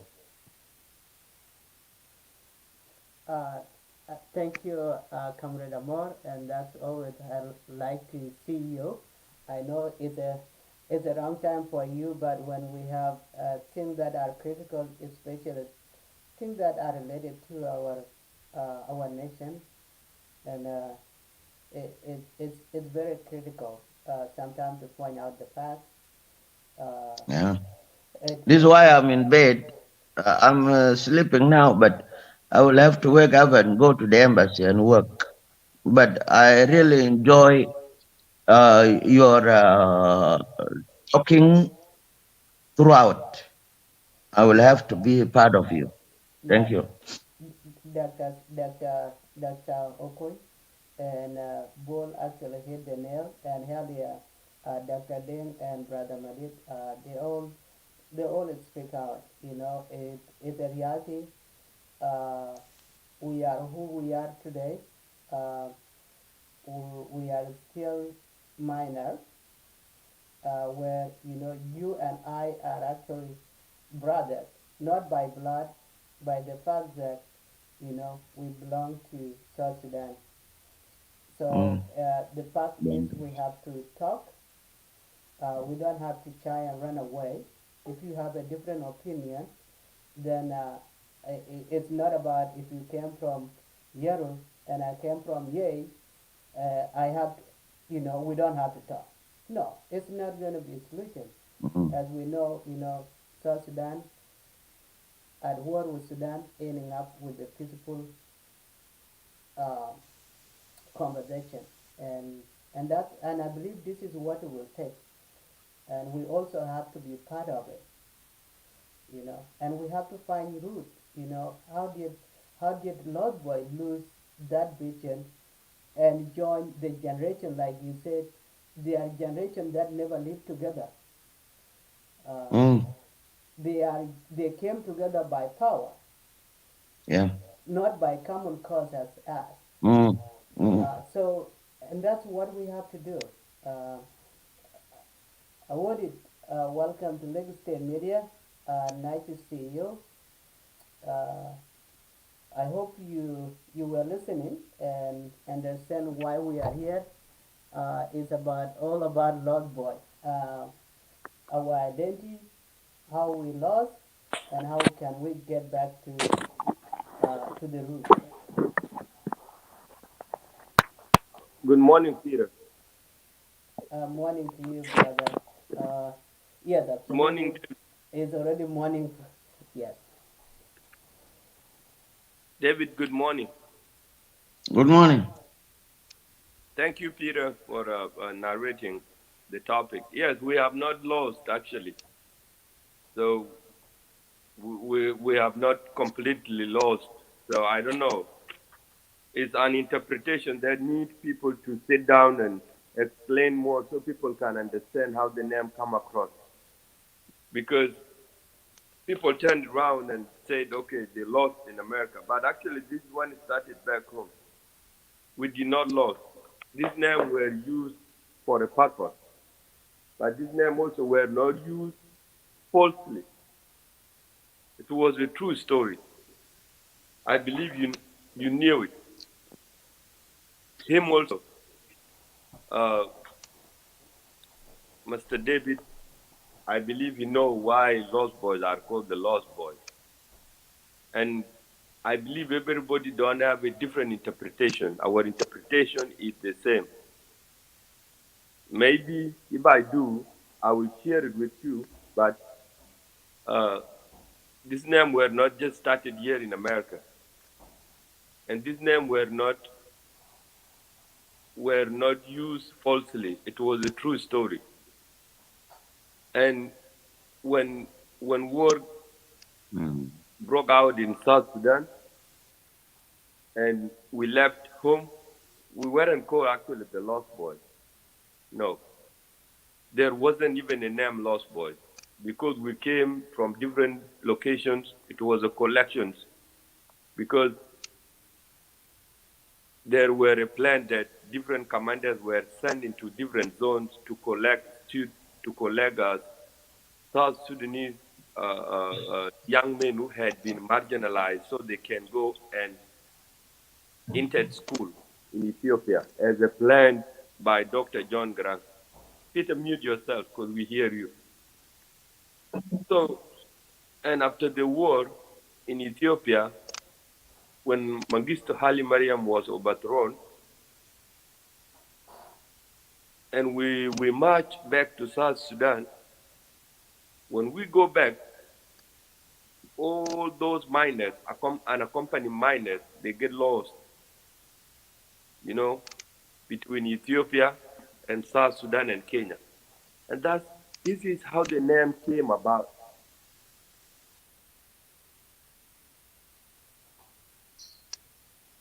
Peter, we hear you, better mute yourself. So this is how the name came about. So between Ethiopia and South Sudan, the unaccompanied miners that were led by the UN so they can come to Kenya. They get lost on the way. Some were killed by local tribes. And this is the part that people don't mention. Many lost boys were killed by South Sudanese local tribes between Dima and Buma, between Buma and Kapoita, between Kapoita and Lokichokyo. And anybody who passed that route knew about it. Many lost boys get lost. So when the United Nations trying to bring these boys together, trying to search where they went, some were found dead. And that's how the name came about. So they were reporting that, they keep reporting that we lost the boys. And I remember when I walked from Nairuz to Lukchokyo, at that night, many lost boys died on the road from Nairuz to Lukchokyo. And actually, that's where UN become concerned and said that I have lost South Sudanese boys. And that's how the name came about. So these names were not just made up. Bol, hang on 1 second. Uh, Matiang, Alam Matiang, what you do, the link that I post, you click on it, it will take you to your Facebook. Make sure you sign in. It will sign in. It will sign you in automatically. And then, if you are using your cell phone, follow the instruction. You have to copy that link and paste it on your web browser. It will just bring you. Uh, the first stage will ask you to actually for you to type your name and then click enter the studio. It will bring you down here. Please make sure you click the link, follow the instructions. That's how you come to the show. Thank you. Yes, thank you. So, Peter, I don't know, because I came late, but actually I wasn't aware. I wasn't even aware that we are live because I had been busy all day. But when I just turned my phone on now, then I have seen that we are live. So, and I have seen the topic. But this topic is not new to us.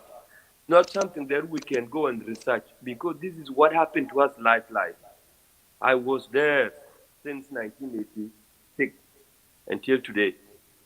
Lost Boy story is a story that cannot cannot be told by other person to me because I knew it all, details. So so this name, people think that it started in America. No, this name started actually in 1991. That this is that's the time this name came about because in Magos, Lost Boys were attacked and some of them were killed, especially the Lost Boys that came from Pignudo. They were killed on that night. So the United Nations wrote and said that we have lost South Sudanese boys. Some of them were killed, some of them ran to the bushes, and we brought some of them to Capoeira. That's how the name came about. But this name did not just start here in America. If you agree with me, you can say yes, you can say no. But this is how the name the Lost Boys came about. So it was not just something made up that we get lost in America. No, these were the activities that carried out on our way to Kenya when unaccompanied minors were killed and they ran to bushes and United Nations were trying to relocate unaccompanied minors and they couldn't find them. So they were writing in their update that we have lost South Sudanese boys. And that's how the name came about, Lost Boys. Okay. Yeah. Well, Bol, thank you. Basically, that's how we have been going back and forth. For some people that have issues with the name, but in reality, name is not the problem. The conversation that came up. So what happened to us as J. Lamed or Lost Boy? Now we are just uh, uh, standing on the side. Things are not going well. Why are we silent? Why are we so quiet? And how do we go about? Uh, so that's the question right there. Uh, Oh, okay. if we have to come back, what do we do? Where do we go from here? Okay. Thank you for also explaining what you were talking about so I can understand. But it's good that I have explained the Lost Boys part so other people also can understand. But I can also tell you why Lost Boys are quiet. Lost Boys have joined local communities. Lost Boys have changed, from, they, they diverted themselves from the vision of John Garang the Maburatem, and they have joined their local politics in their communities. If you find one of the Lost Boys now, like Bolma Kuri, will talk about Yoruba politics. I don't like Dinkabur. And then one of the Lost Boys from Dinkabur will say, "Oh, I don't like Yoruba people." And this is what this is what this is the idea that we're killed by the SPLA SPLM plan. That's why we were comprised together and we were put in group and mixed so we can lose the idea of tribal mindset. Uh, But right now, the Lost Boy now have joined their local communities. Just they went back to the same way they were driven out from villages. They become more villages than before, even in Ethiopia. Because before they were having an ideology of the SPLA, SPLM, but right now they join their local communities. I'm from Warap, I'm from Yerul, I'm from that we went back. So the plan have died. That's how I have seen it. Because Lost Boys now they are not like they used to be, you know. So that's how I see ourselves. I don't know. I don't see comments. Maybe people are criticize what I'm saying, but that's how I see ourselves. yes, absolutely. Now the question is, they have actually. You said they have gone to their villages. They have done their local communities. How do we bring ourselves back to national? The only way to bring ourselves back is to remind ourselves, is to bring the lost boys together, is to form, to call lost boys again, and we have our conventions, so we can bring our norms back, yeah? So we can revisit our history. Let's revisit our history. What was their plan? So this is how we will go back again, and we should stop joining politics back home. First of all, let's revisit our old history, and this is how we will go back to our roots. So You know, it's let's basically revive. it's Let's a revive. politic about my uncle ten. It's our But clan ten. We don't have a representative, right? That's a local. yes, That's a politic we have. yes, yes. We want Lost Boys want to reveal themselves. Let's reveal. Let's reveal the Red Army again, and let's revisit our history. This is what will bring us back together. We have to sit down and we have to convene. Uh, Absolutely, that's true, brother Bol. Uh, Bol have already said that. I think as a Judge Alamer, well, a lost boy, we have to sit again and and try to try to revisit our future. Try to revisit where we've gone wrong and Uh, where can we go from Peter, here. Yes, Peter, Peter, yes, Peter. yes, Ambassador. Now, as I said before, what Bol has just said is the correct way because most of us, even we in Africa here, we are lost boys. And this is the identity of what I have said before. We are a different generation that has got a mindset of having a united South Sudanese. It is only everybody who come from lost boys that will have that ideology. Because a country is not born in one day, but people have different birthdays.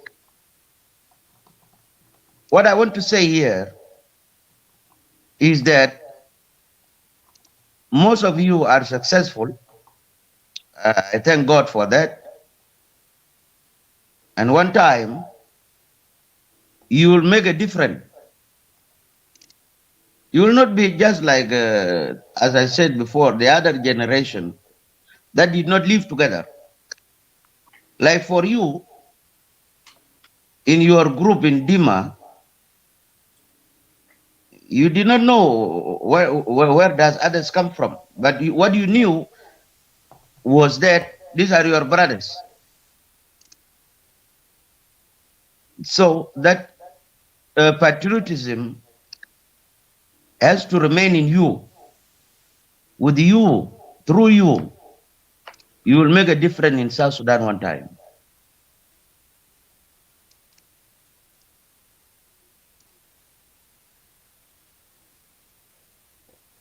Anyway, absolutely, you're right, Comrade Amor. Uh, Gentlemen, with this, I have to wake up early in the morning. Bull, um, it looks like you are at work. If you want to continue with the show, hosting the show, I would be happy to hand you the torch. If you are at work, you can handle it. I know probably there are people, especially in East Coast, people came home and they might have a situation they want to join. Then you can do so. If not, then I will end the show. I would really want to say thank you, Ambassador Moore. Thank you, Brother Bol. Thank you to other Brother Bol Riyadh. Thank you to Dr. Okoy. As always, your insight is very helpful. David, I think you have missed Okuk. He was here earlier and he say hello. Uh, I don't know if I have put that on the screen earlier. Also to Dr. Ling Ling and everyone that have contributed tonight. Uh, my position, I want us to keep talking. Let's have a conversation and we will find a solution. Uh, every solution is at reach. There is nothing can be solved. Every conflict in this world can be solved. So, and the only way to do that, you have to sit on the table and talk about it until we find a solution. Until then, I want to say good morning or good night, Ambassador. Hopefully, you have 2 or 3 or 5 minutes to at least rest and before you go to work. Brother Bull, enjoy your time at work. Uh, Well, well, Peter, I was just leaving you so you can finish your statement. I did not bring my laptop, and I okay, don't know how I can control it on a cell phone. So I would like you to close the show because I didn't know before if you were live because my phone was off and I turned it on when I was coming to work. That's when I have seen that Lake State Media is live, and I am always happy to join because this is the vision that we bring to the people of South Sudan. And I would like you to close the show because I'm trying here to log on my desktop, but my desktop don't have a camera that I can see people. okay, that's fine. So I would like you to shut it down, and we will Okay, bring it back tomorrow again. I will make sure tomorrow I will bring my laptop. If this topic will continue. yeah, So and thank you also so much. I think it's a good time for me to end up. The other team in Australia will go live soon with two Apanan. Apanan Kota Akon will be live tonight and also uh, the other Apananin as well. Uh, Yeah, yes, that's I absolutely. will join that show. I will Yes, join that brother show. Bol, maybe Bol, the other Bol Makul will continue with the show tomorrow. You guys might not see me until maybe during the midweek next week. My weekend are hectic. I can't do anything at all. It's you know, this is what we have to do to be in America. You gotta be busy. Uh, so thank you everyone. Those of you who have contributed, uh, your contribution is really great. If I miss your question, if I did not have any of my So, panel, please make sure next time I will do the best I can. Sometimes I get carried away trying to read the comment and also uh, trying to make sure I take care of the other things. But until then, this has been a fruitful conversation. Good thing we are not fighting at each other. We are not shouting at each other. We are not calling each other names. Then look more productive, more cohesive, and let keep the conversation continue. Thank you, Ambassador. Thank you, Brother Bull. Thank you, everyone, for tuning in. As always, your opinion is your opinion, and it is always welcome, no matter what it is. The only thing that you can do is choke me or I choke you, threaten someone or individual or group or a community. No, that's not the only. That's the only thing that is not allowed on this. But here, your opinion is your opinion, and it is welcome. Until then, have a wonderful night or morning wherever you are, ladies and gentlemen. Good night from me and all of us here at Lagos State Media. Good night, guys. Bye Thank bye. you. Thank you, Peter.